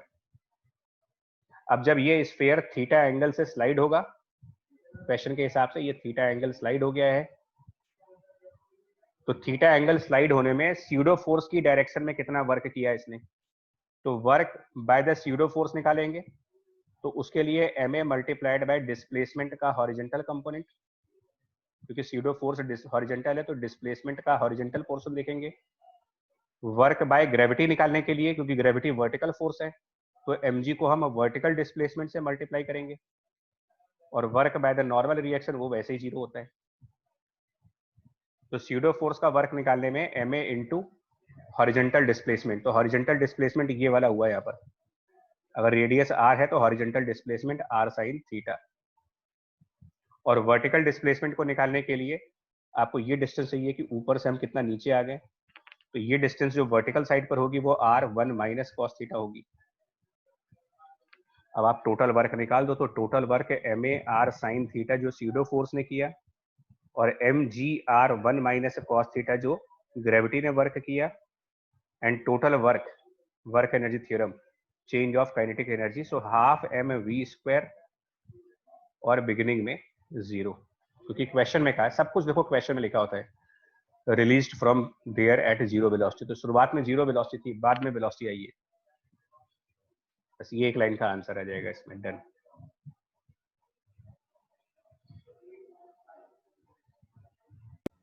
ठीक है, सर इसमें हमें थ्योरी के नाम पर आपको सिर्फ ये बताने के लिए मैंने एग्जांपल लिया था कि नॉन इनर्शियल फ्रेम में वर्क एनर्जी थ्योरम वैलिड है, लेकिन स्यूडो फोर्स के वर्क को इंक्लूड करने के बाद और रिलेटिव वेलोसिटी कंसीडर करने के बाद। अब पूछो क्या पूछ रहे हो। सर नॉर्मल रिएक्शन फोर्स और डिस्प्लेसमेंट के बीच का एंगल 90 का है कि work done by normal zero, क्योंकि नॉर्मल तो हर मोमेंट पर बदलेगा भाई, नॉर्मल तो है हर मोमेंट पर बदलेगा, नॉर्मल तो हमेशा रेडियल डायरेक्शन में रहेगा। ठीक सर। स्फीयर का नॉर्मल तो उसके सेंटर से पास होता है। Yes sir. ठीक है, देखो अब आगे देखो जल्दी जल्दी यार। अब कुछ क्वेश्चंस हमने और लिए हैं, और प्रैक्टिस के लिए हैं थोड़े से, मतलब अब यहाँ के बाद एक तो ये विंड पावर का क्वेश्चन है, बट इसमें ना, इसमें क्या करेंगे, देखो इसमें wind power generator, wind mill के बारे में पढ़ते हो कि विंड मिल जो होता है वो मैकेनिकल एनर्जी को इलेक्ट्रिकल एनर्जी में कन्वर्ट करता है। तो विंड मिल्स का वर्किंग है, थ्योरी तो आप सबको पता है इसके बारे में कि विंड मिल क्या काम करता है। तो उसी का एक छोटा सा न्यूमेरिकल टाइप का आइडिया है कि assume that wind is moving in a right circular cylindrical pipe of radius r with the speed v0 along the x-axis. The wind strikes the generator G, मतलब windmills, and converts 50% of the wind energy into the electrical energy. Density of air mentioned है, power generated by the generator निकालना है। तो wind energy पहले calculate करो कितनी होगी। wind energy in a time of t seconds निकालते हैं, in a time of t seconds. तो अगर मान ले कि विंड v स्पीड से चल रही है तो t टाइम के अंदर वो कितनी लेंथ कवर करेगी, लेंथ कवर्ड, क्योंकि यहाँ पर कोई यहाँ बोला है wind is moving in a cylinder with speed v0, तो अगर विंड की स्पीड v0 है तो t टाइम के अंदर जो डिस्टेंस कवर किया जाएगा वो v0 इंटू t, और उसको एरिया पाई r स्क्वायर से मल्टीप्लाई कर दो तो वॉल्यूम आ गया। एरिया इंटू डिस्टेंस यानी कि लेंथ वॉल्यूम, और उसको डेंसिटी से मल्टीप्लाई कर देते हैं, तो मास आ जाएगा, मास आ गया। और मास आ गया, इसमें 1/2 लगा दो और v स्क्वायर कर दो, तो मास आ जाएगा। मास नहीं, पूरा आ गया, एनर्जी आ गई। अब इसका 50%, इसकी 50% हम लोग कन्वर्ट कर रहे हैं, तो इलेक्ट्रिकल एनर्जी जो कन्वर्ट हो रही है वो इसका 50% है, यानी वो 1/4 पाई r स्क्वायर v0 t रो v स्क्वायर है ये। और हमें पावर चाहिए, यानी पर सेकंड कितना होगा, पावर रेट चाहिए इसका, सब बाय t टाइम से और डिवाइड कर दीजिए तो आ जाएगा 1/4 पाई r स्क्वायर, t हट जाएगा रो, और ये बेसिकली v क्यूब आ जाएगा यहाँ पर। मोस्ट इंपॉर्टेंट पॉइंट ये है कि विंडमिल्स की जो पावर है वेलोसिटी की क्यूब पे डिपेंड कर रही है, क्यूब पर। क्यूब का रीजन, एक तो स्क्वायर आएगा काइनेटिक एनर्जी में, और जो लेंथ वो कवर करेंगे वो भी वेलोसिटी पे डिपेंड करती है। ये दोनों सेम वेलोसिटीज है। नेक्स्ट क्वेश्चन देखो। सर हाँ जी। सर पिछले साइड लगा दीजिए एक बार। हम्म। सर यहाँ पे आपने V नॉट और V को मल्टीप्लाई कर दिया है, फिर V नॉट ही है दूसरा वाला। दोनों भी सेम है यार, एक्चुअली वो गलती से हमने V लिखा था, दोनों भी एक ही है, कोई भी V यूज करो। Okay sir. इसको देखो यार, यहाँ दो मासेस है M1 M2 का, स्प्रिंग से कनेक्टेड है, स्प्रिंग कांस्टेंट K है। Coefficient of friction between the bars and planes is mu, मतलब दोनों तरफ म्यू है, यहाँ पर भी म्यू है और यहाँ भी म्यू है। What minimum force has to be applied on M1 in order to shift the other bar, मतलब M1 पर फोर्स लगा रहे हो तो कितना मिनिमम फोर्स लगाए ताकि M2 वाला ब्लॉक मूव कर जाए। M1 पर कितना फोर्स लगाएं कम से कम ताकि M2 वाला ब्लॉक चले।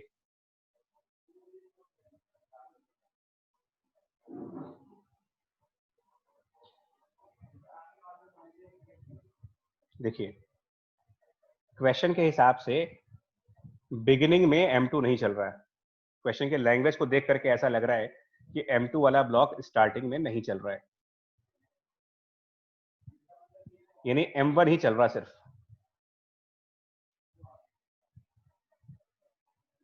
तो हम मान लेते हैं कि M1 ब्लॉक x डिस्टेंस आगे चला और इसमें v वेलोसिटी आ गई, और M2 वाला ब्लॉक अबाउट टू मूव है, चलने वाला है बस वो।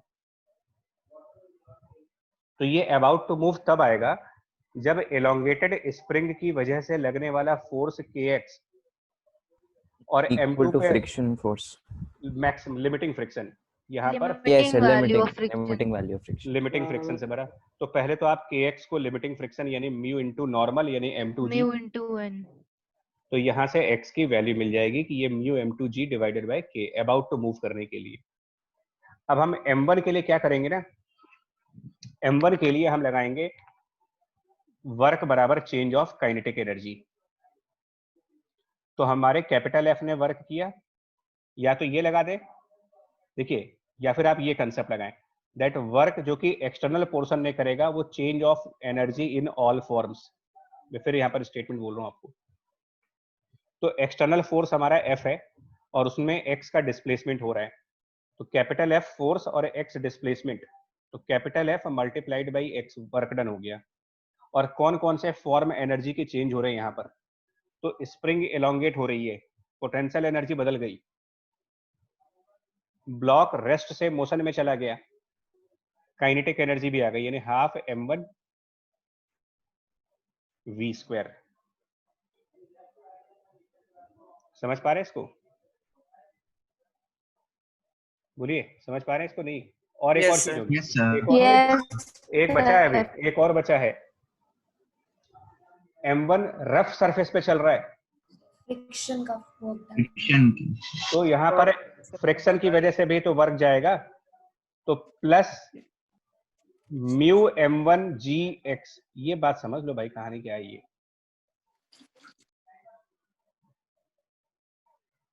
ये कहानी आप समझ लें क्या हुआ है। तो माइनस नहीं होगा? नहीं। ओके। क्या हम फ्रिक्शन को ओवरकम करने में एनर्जी खर्च नहीं कर रहे हैं अपनी? ऐसे सोचो ना कि हम जो एनर्जी खर्च कर रहे हैं वो कहाँ कहाँ पर यूज कर रहे हैं। अच्छा, रेजिस्टेंस के अगेंस्ट भी कुछ काम कर रहे हैं इस वजह से। यस सर, इन सबको ओवरकम किया कर रहे तो माइनस नहीं होगा। तो ये हो गया पूरा। अब इसके हिसाब से हाफ M1 v स्क्वायर की वैल्यू बन जाएगी fx minus half kx square minus mu M1 gx, और ये पॉजिटिव होना चाहिए क्योंकि काइनेटिक एनर्जी कभी माइनस में नहीं आ सकती, यह जीरो होना चाहिए। तो ये एक इनइक्वलिटी टाइप की चीज बन जाएगी जिसमें से एक आंसर आपका बनेगा या तो x पॉजिटिव होना चाहिए या फिर एक x कॉमन ले लेंगे, इसमें से एक x कॉमन ले लेंगे, तो f should be more than kx by 2 plus mu M1g, ये रख दो, kx by 2 plus mu M1g, ये कर दीजिए। सर एक बार लास्ट वाला स्टेप फिर से बता दीजिए।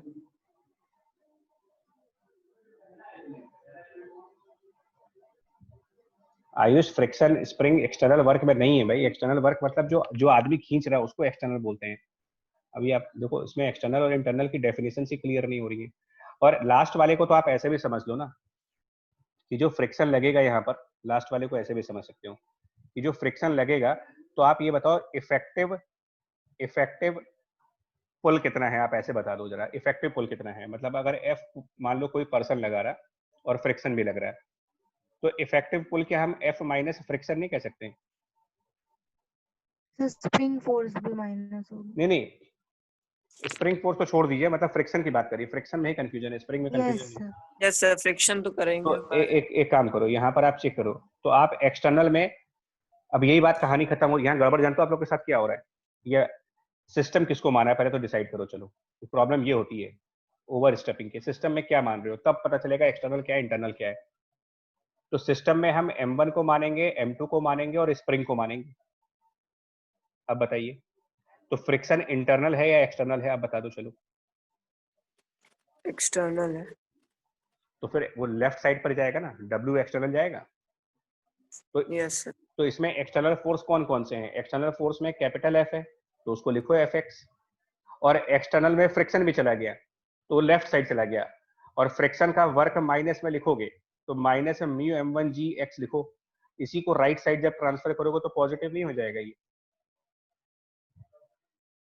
वर्क। एक्सटर्नल जब लिखेंगे आप, तो ये तो ऑब्वियस है ना कि फ्रिक्शन फोर्स लेफ्ट साइड पे काम कर रहा है और बॉडी का डिस्प्लेसमेंट राइट साइड हो रहा है, तो वर्क के लिए तो फ्रिक्शन का वर्क माइनस में ही आएगा। वर्क एक्सटर्नल के दो पोर्शंस हैं। Yes sir. वर्क एक्सटर्नल मतलब वर्क कैपिटल F का और वर्क फ्रिक्शन का। तो कैपिटल F का वर्क हमने लिखा है Fx पॉजिटिव, और फ्रिक्शन का वर्क माइनस Fx लिखोगे क्योंकि फ्रिक्शन x के अपोजिट है, और फ्रिक्शन को म्यू इंटू n से रिप्लेस किया मैंने। ऐसे समझ लो अगर नहीं समझ में आ रहा वस्तु से। एक्सटर्नल इंटरनल तब तक नहीं आएगा जब तक पहले सिस्टम ने बता दिया जाए। फ्रिक्शन इंटरनल कैटेगरी में कभी जा ही नहीं सकता। फ्रिक्शन को इंटरनल करने के लिए फिर मुझे ग्राउंड को भी सिस्टम मानना पड़ेगा। सर इनइक्वालिटी कैसे इंट्रोड्यूस हुई क्वेश्चन में? काइनेटिक एनर्जी है ना, हाफ mv स्क्वायर नेगेटिव कैसे होगा ये? हाफ mv स्क्वायर क्योंकि काइनेटिक एनर्जी है तो ये पॉजिटिव होना चाहिए। अब इसको सिंप्लीफाई कर लेना, यहाँ से x की वैल्यू लाकर रख देना यहाँ पर। नेक्स्ट क्वेश्चन देखो, थोड़ा सा बच्चे 2-3 अच्छे क्वेश्चन का कलेक्शन था इसलिए थोड़ा सा प्रैक्टिस करनी थी। इसमें भी वैसा ही कुछ क्वेश्चन है। इसमें दो मासेस हैं और ये स्ट्रिंग से कनेक्टेड है, स्ट्रिंग और स्प्रिंग से कनेक्टेड है ये, और ये स्प्रिंग कंप्रेस है, कंप्रेस्ड है, और ये थ्रेड है। तो थ्रेड को ना जला दिया जा रहा है, which is burned at a certain moment. इस थ्रेड को काट दे रहे हो, जला दो या काट दो। तो जैसे ही थ्रेड कटेगी और स्प्रिंग दबी हुई है, कंप्रेस स्प्रिंग है, तो ये ऊपर वाला मास उछल जाएगा। स्प्रिंग अगर दबी होगी तो वो तुरंत बाउंस बैक करेगा। तो at what value of initial compression in the spring will the lower cube bounce up after the thread is burned. Diagram को समझते हैं क्या हो रहा है इसमें, यही समझा देते हैं आपको सिचुएशन क्या बन रही है। तो हमारे पास ऊपर एक मास है ना, अलग से डायग्राम बना के दिखा दे रहे। एक मास यहाँ पर है, स्प्रिंग दबी हुई है, कंप्रेस है, और एक मास यहाँ पर है। तो जैसे ही थ्रेड कट करेंगे, है ना, जस्ट आफ्टर की बात करें, जस्ट आफ्टर स्प्रिंग कट कर दी हमने, तो ये छोटा वाला मास बाउंस करेगा ऊपर की तरफ। क्वेश्चन कह रहा है कि ये जो नीचे वाला मास है ना, ये ग्राउंड को छोड़ दे, ग्राउंड से ऊपर उठे। तो कोई भी चीज ग्राउंड से ऊपर तभी उठ सकती है जब उस पर ग्रेविटी से ज्यादा फोर्स लगाई जाए, mg से ज्यादा। इसका मतलब जानते हो क्या होगा? ये स्प्रिंग ऊपर वाला मास ऊपर चला जाएगा। अब स्टेट जो लॉजिक बोलना वो सुनना। यहां पर तो ये स्प्रिंग कंप्रेशन में है, लेकिन बाद में इसमें एलोंगेशन आना चाहिए, उसको मैं x मान लेता हूं, और कंप्रेशन को x0 मान लेता हूं, क्योंकि जब स्प्रिंग एलोंगेट होगी तभी ये नीचे वाले मास पर ऊपर की तरफ फोर्स लगाएगी। बात समझ में आ रही है आपको कि इलोंगेटेड स्प्रिंग ही नीचे वाले मास पर अपवर्ड फोर्स लगा सकती है।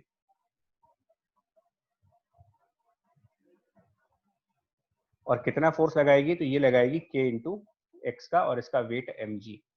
क्या कंडीशन होनी चाहिए अबाउट टू लिफ्ट में यार? About to kx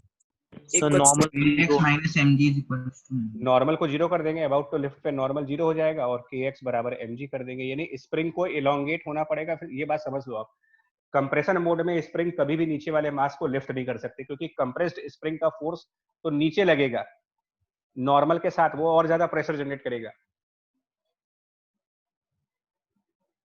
yes sir. ठीक है, अब सिस्टम क्या है यहाँ पर, ये फिर एक प्रॉब्लम आएगी। तो सिस्टम में सुनिएगा, स्प्रिंग मासेस, कौन सा मास? वो भी ऊपर वाला, स्प्रिंग प्लस m जो मूव कर रहा है,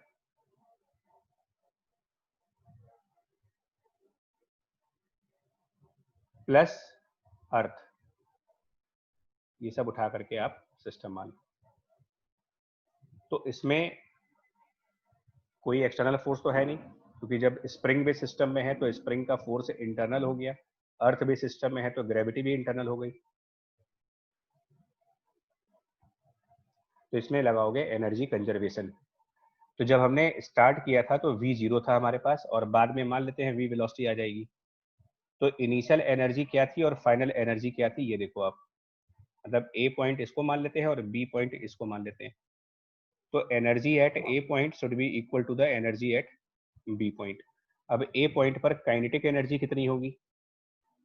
तो kinetic energy at a point, gravitational potential energy at a point और elastic potential energy at a point, यानी स्प्रिंग की एनर्जी a पॉइंट पर।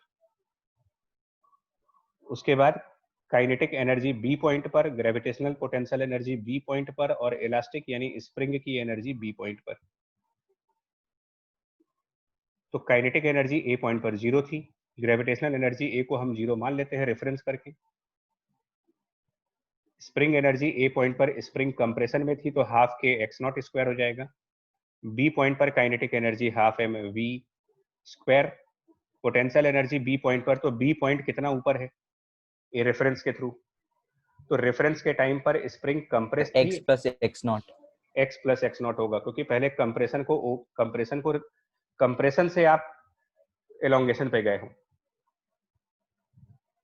तो ये एक्स नॉट प्लस एक्स ऊपर गए, पोटेंशियल एनर्जी और प्लस स्प्रिंग की एनर्जी, तो स्प्रिंग एलोंगेटेड है तो यहाँ पर energy half K x square है।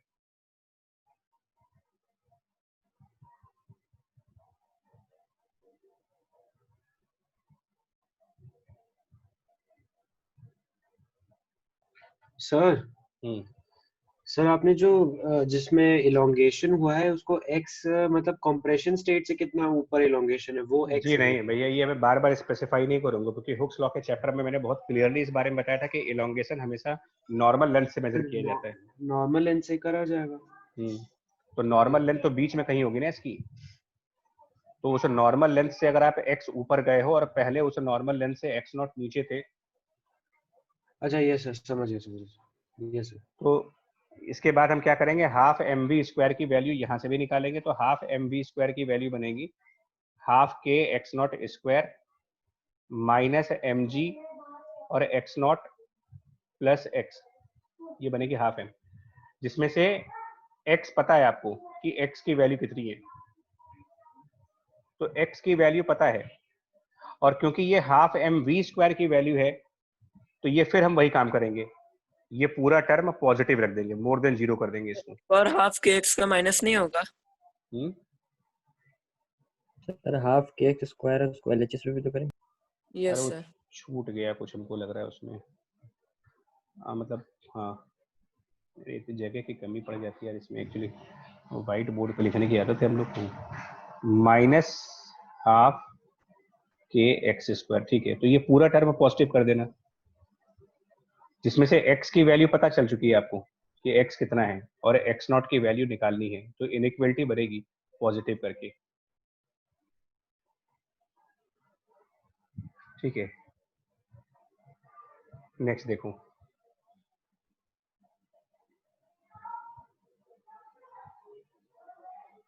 इसमें ये दो मासेस है, 3 किलोग्राम 2 किलोग्राम,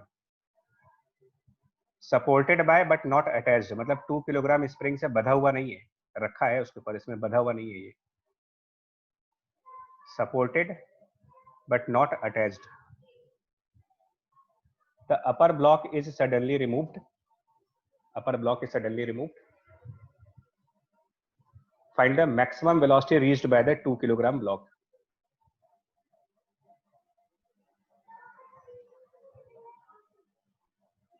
देखिए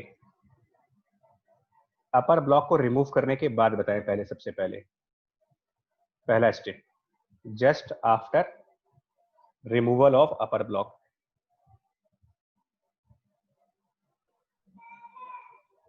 पहले तो ये बताओ स्प्रिंग में कितना कंप्रेशन रहा होगा, यहाँ पर कितना कंप्रेस रही होगी ये, तो कंप्रेशन तो बना के देख लेंगे, यहीं से निकालोगे ना, कंप्रेशन तो इस 5 किलोग्राम से आया था ना, यस सर। तो 5/4 मतलब 5 इंटू जी डिवाइडेड बाई के, 5 इंटू जी बाई के, मतलब इसका टोटल।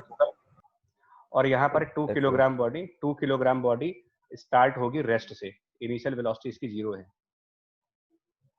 फिर ये 2 किलोग्राम बॉडी यहाँ से ऊपर उठेगी, ठीक है, यहाँ से ये 2 किलोग्राम की बॉडी ऊपर उठेगी, स्प्रिंग अपनी नॉर्मल लेंथ पे आ जाएगी, स्प्रिंग की लेंथ नॉर्मलाइज होगी और इस ब्लॉक के अंदर कुछ वेलोसिटी आ चुकी होगी। लेकिन ये स्प्रिंग अटैच नहीं है, इससे अटैच नहीं है, तो वो ब्लॉक स्प्रिंग को छोड़ करके ऊपर निकल जाएगा, स्प्रिंग उसके साथ अब एलोंगेट नहीं होगी, स्प्रिंग नॉर्मल लेंथ पर आकर के रुक जाएगी, क्योंकि वो ब्लॉक से बंधा हुआ नहीं है, तो ब्लॉक ऊपर निकल गया और स्प्रिंग अपने नॉर्मल लेंथ पे रह गई। ठीक है, यहां तक बात समझ में आ रही है आपको? बोलिए। Yes sir. ठीक है, देखो अब देखो, तो जब ये स्प्रिंग अपने नॉर्मल लेंथ पे होगी तब बॉडी में कितनी एक्सेलरेशन होगी? जिस समय स्प्रिंग नॉर्मल हो रही है उस समय इस बॉडी में, क्योंकि नॉर्मल स्प्रिंग फोर्स तो लगाएगी नहीं कोई, तो फोर्स इस समय सिर्फ ग्रेविटी का होगा, यानी कि एक्सेलरेशन जी का लगेगा यहाँ पर बिकॉज ऑफ ग्रेविटी। और जब आपने मोशन स्टार्ट किया था तब कितना एक्सेलरेशन लग रहा था? जब हमने मोशन स्टार्ट किया था, तो जब हमने मोशन स्टार्ट किया था तो स्प्रिंग कंप्रेस थी, तो इस कंप्रेस्ड स्प्रिंग का फोर्स ऊपर लगेगा, फोर्स ऑफ स्प्रिंग लगेगा ऊपर, और साथ में 2 किलोग्राम बॉडी का वेट लगेगा 2 इंटू जी, और स्प्रिंग का फोर्स k इंटू एक्स के हिसाब से आएगा,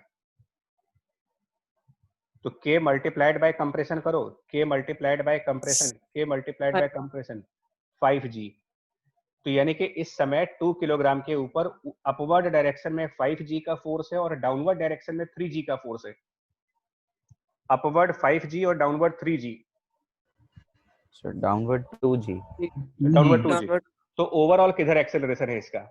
सर अपवर्ड कितना? कितना? 1.5g, तो इसका एक्सेलरेशन ऊपर की तरफ 1.5g है, 1.5g। अब आप कहानी सुनो, जब स्टार्ट किया तो 1.5g का एक्सेलरेशन ऊपर की तरफ, और जब स्प्रिंग नॉर्मल हुई तो नीचे की तरफ, यानी कि एक्सेलरेशन ने अपना साइन चेंज नहीं कर दिया। Yes sir, yes sir. जब स्टार्ट किया तो ऊपर एक्सेलरेशन थी, लेकिन जब स्प्रिंग नॉर्मल हुई तो डाउनवर्ड एक्सेलरेशन आ गई, यानी कि एक्सेलरेशन ने अपना डायरेक्शन चेंज किया है। यानी आप ये कह सकते हो कि जब हमने स्टार्ट किया था तो एक्सेलरेशन की वैल्यू ऊपर की तरफ थी, यानी कि प्लस में थी, प्लस 1.5g थी, और जब नॉर्मल हो गई स्प्रिंग जब नॉर्मल हुई -g, तो एक्सेलरेशन की वैल्यू, तो कोई भी चीज अगर प्लस से माइनस होगी तो बीच में जीरो तो जाएगा। यस सर, कहीं ना कहीं कांस्टेंट वेलोसिटी हुई। इसका मतलब रिलीज करने वाले पॉइंट से और स्प्रिंग के नॉर्मल वाले पॉइंट के बीच में कोई ऐसा जगह होगा जहां पर कि जीरो एक्सेलरेशन आएगी, और जीरो एक्सेलरेशन ही मैक्सिमम वेलोसिटी होती है, जीरो एक्सेलरेशन पर ही मैक्सिमम वेलोसिटी आएगी, मैक्सिमम और मिनिमा के हिसाब से। अगर आप v को मैक्सिमम करते हो तो कैलकुलस क्या कहता है कि वेलोसिटी अगर मैक्सिमम हो रही है तो उसका डेरिवेटिव मतलब कि एक्सेलरेशन वो हो जाएगा 0। जीरो। तो पहला पार्ट यही पूछा है ना कि determine the maximum velocity reached by 2 kilogram. तो हमको पहले ये मालूम करना पड़ेगा कि कहां पर मैक्सिमम होगा, वो कौन सा पॉइंट है जहां पर मैक्सिमम। एक्सेलरेशन 0 हो जाएगा। हाँ, तो वो ना तो इनिशियल पॉइंट है ना स्प्रिंग का नॉर्मल पॉइंट है। सुनना ये क्वेश्चन, सर जब कंप्रेशन 2g/k तो उनके बीच में कहीं बीच में कहीं होगा। बीच में कहीं पे हुआ होगा। हाँ, तो उस डायग्राम को ना मैं थोड़ा साइड में दिखा दे रहा हूँ आपको, या यहीं दिखा देते हैं, चलो थोड़ा सा बीच में ही, क्योंकि सीक्वेंस में ही डायग्राम रहे तो ज्यादा अच्छा होता है। तो यहाँ पर कंप्रेशन, तो हम इनके बीच में कोई स्टेज दिखा रहे जहां पर स्प्रिंग कुछ कंप्रेस है अभी भी।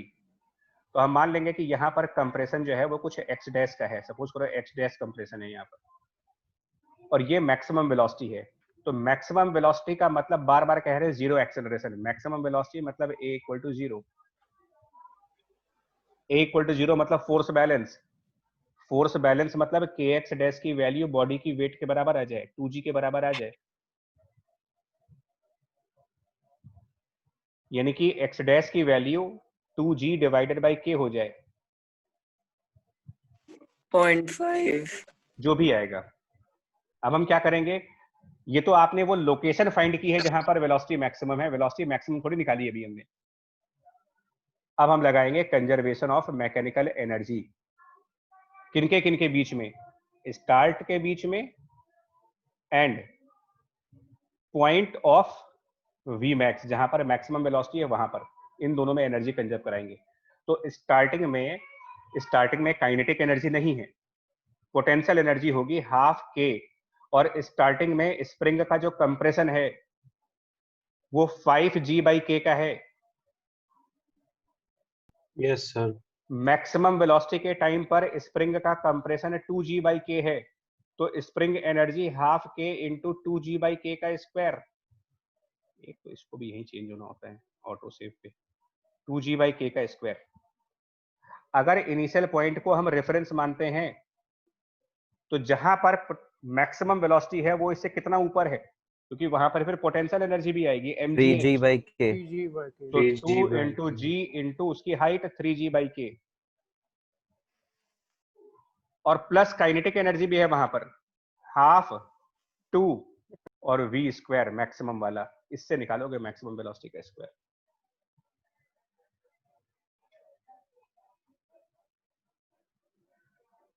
और बी पार्ट क्या कह रहा है,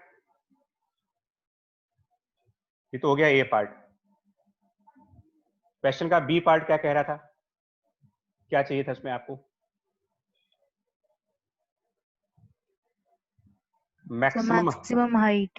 तो मैक्सिमम हाइट अगर है, अगर ये मैक्सिमम हाइट पर है तो इसका मतलब बॉडी की वेलोसिटी 0। आई बात समझ में? बोलो।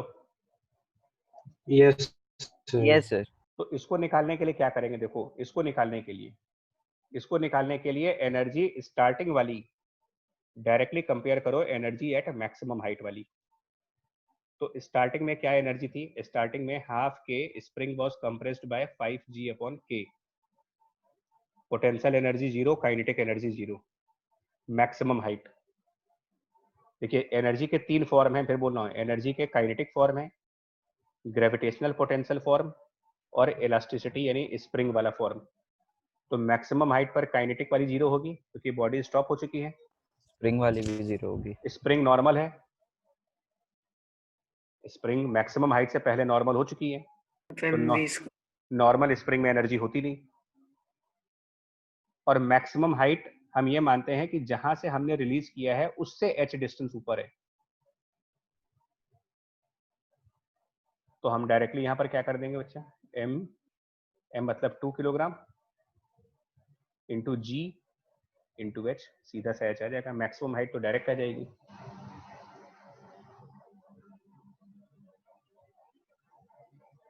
जी सर।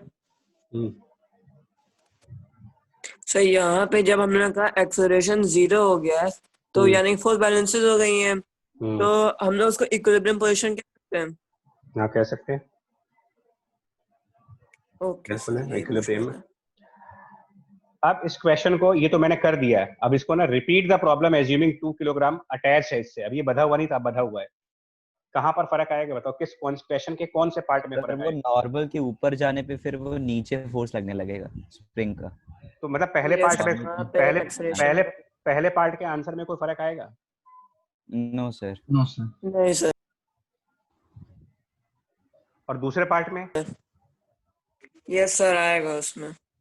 क्या आएगा? अगर वो ब्लॉक बधा हुआ है तो मैक्सिमम हाइट पर स्प्रिंग क्या नॉर्मल रहेगी? नहीं सर, नो सर, एलोंगेटेड रहेगी। elongate होती जाएगी। तो एलोंगेट कर जाएगी, तो जब मैक्सिमम हाइट पर एनर्जी लिखोगे तो उसमें स्प्रिंग में स्प्रिंग की फोर्स का वर्क आ जाएगा। उसका वर्क मतलब उसकी एनर्जी आ जाएगी। तो इसको एक बार ट्राई करना है, इसको हम लोग बाद में डिस्कस करेंगे। बट ये क्वेश्चन बड़ा यूनिक क्वेश्चन था, अच्छा क्वेश्चन है। ऐसे मतलब काफी कलेक्शंस हैं। अब ये तो फ्रिक्शन का चैप्टर था, बट ये हो नहीं पाएगा मुझे लग रहा।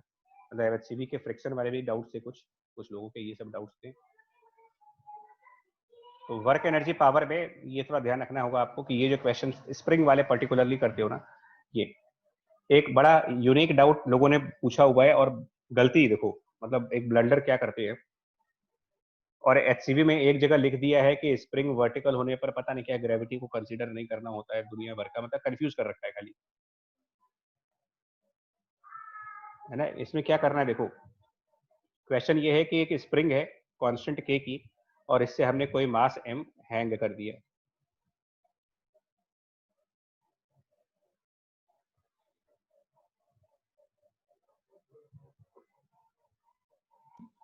सर आपकी आवाज नहीं आ रही है। अच्छा, आपकी आवाज यस सर। नहीं, वो इंटरनेट बीच में चला है। भी मास m स्प्रिंग से अटैच है और इसको रेस्ट पे छोड़ दिया, रेस्ट पे इसको ड्रॉप कर दीजिए। तो पूछते हैं कि बताओ मैक्सिमम एलोंगेशन क्या होगा इसका। ये मैंने इसलिए डिस्कस कर लिया कि ये भी एक डाउट है। तो दो ऑप्शंस हैं। कुछ लोग क्या करते हैं कि जब मैक्सिमम एलोंगेशन जाता है स्प्रिंग का, कि ये मैक्सिमम एलोंगेट हो चुका है, तो आप क्या करेंगे, यहाँ पर वेलोसिटी जीरो करेंगे या फिर एक्सेलरेशन जीरो करेंगे? वेलोसिटी। हाँ, क्योंकि x मैक्सिमम है तो कैलकुलस लगाओ ना, dx बाई dt जीरो होगा। जो मैक्सिमम है उसका डिफरेंशिएशन जीरो होगा, और dx बाई dt वेलोसिटी होती है, a जीरो नहीं है। इसका मतलब फोर्स बैलेंस करना गलत अप्रोच है। तो मैक्सिमम एलोंगेशन है mg इक्वल टू kx के साथ नहीं आएगी, mg को kx के बराबर करके नहीं आ जाएगा आंसर आपका, वो गलत आंसर आ जाएगा। mg will not be equal to kx, ये गलत अप्रोच है। तो इसमें भी एनर्जी कंजर्वेशन ही लगा दें। एनर्जी लगा दो यहाँ पर, इनिशियल एनर्जी। तो इनिशियल एनर्जी मतलब एनर्जी इनिशियल पॉइंट पर और एनर्जी फाइनल पॉइंट पर इक्वेट कर दो। अब इनिशियल में काइनेटिक, इसको रेफरेंस मान लेते हैं, तो इनिशियल एनर्जी एक्चुअली है ही नहीं कुछ, तो कुछ भी नहीं है, ना वेलोसिटी है ना कोई वेलोसिटी नहीं है, स्प्रिंग भी नॉर्मल जीरो है, करें, हाइट भी नहीं है, जीरो। डिफरेंस। फाइनल वाली आएगी। तो फाइनल अगर हम x डिस्टेंस नीचे आए तो ग्रेविटी वाली एनर्जी माइनस mgx, स्प्रिंग वाली energy half K X half square, के तो काइनेटिक जीरो, काइनेटिक फिर जीरो हो गई। अब कंजर्व कर दो, E initial equal to E final, तो मैक्सिमम वाला आपका आंसर आ जाएगा 2mg डिवाइडेड बाय k।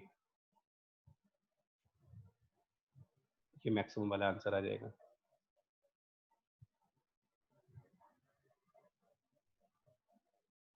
अगर फोर्स बैलेंस करोगे तो क्या आंसर आएगा इसमें? mg by k। मिस्टेक समझ में आ गई, गलती क्या हो रही है? देखिए, स्टॉप फॉर अ मोमेंट है, अगर कहीं पर भी अगर आप एक मोमेंट के लिए स्टॉप हुए हो, stop for a moment, do not balance forces.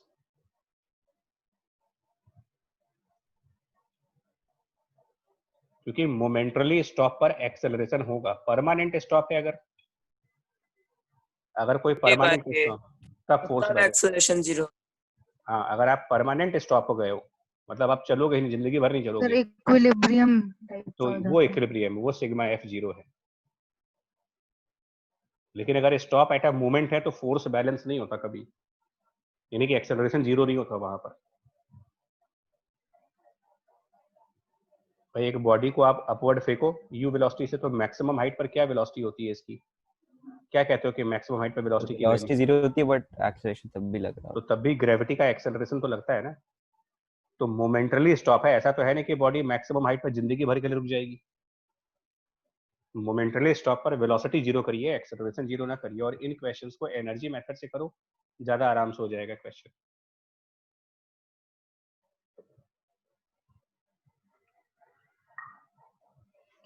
ठीक है जी। अब यस सर। चलिए, तो इतना ही रखते हैं बच्चा अभी। अब होपफुली हेल्प हो जाएगी तुम्हारी, चैप्टर काफी मतलब रिवीजन होने से फायदा हो गया होगा। अब ना थैंक यू अगली सर। में मोमेंटम वाला कंजर्व करा देंगे, मोमेंटम का टॉपिक स्टार्ट करेंगे अब। ठीक है, ओके सर। है ना। Thank you sir.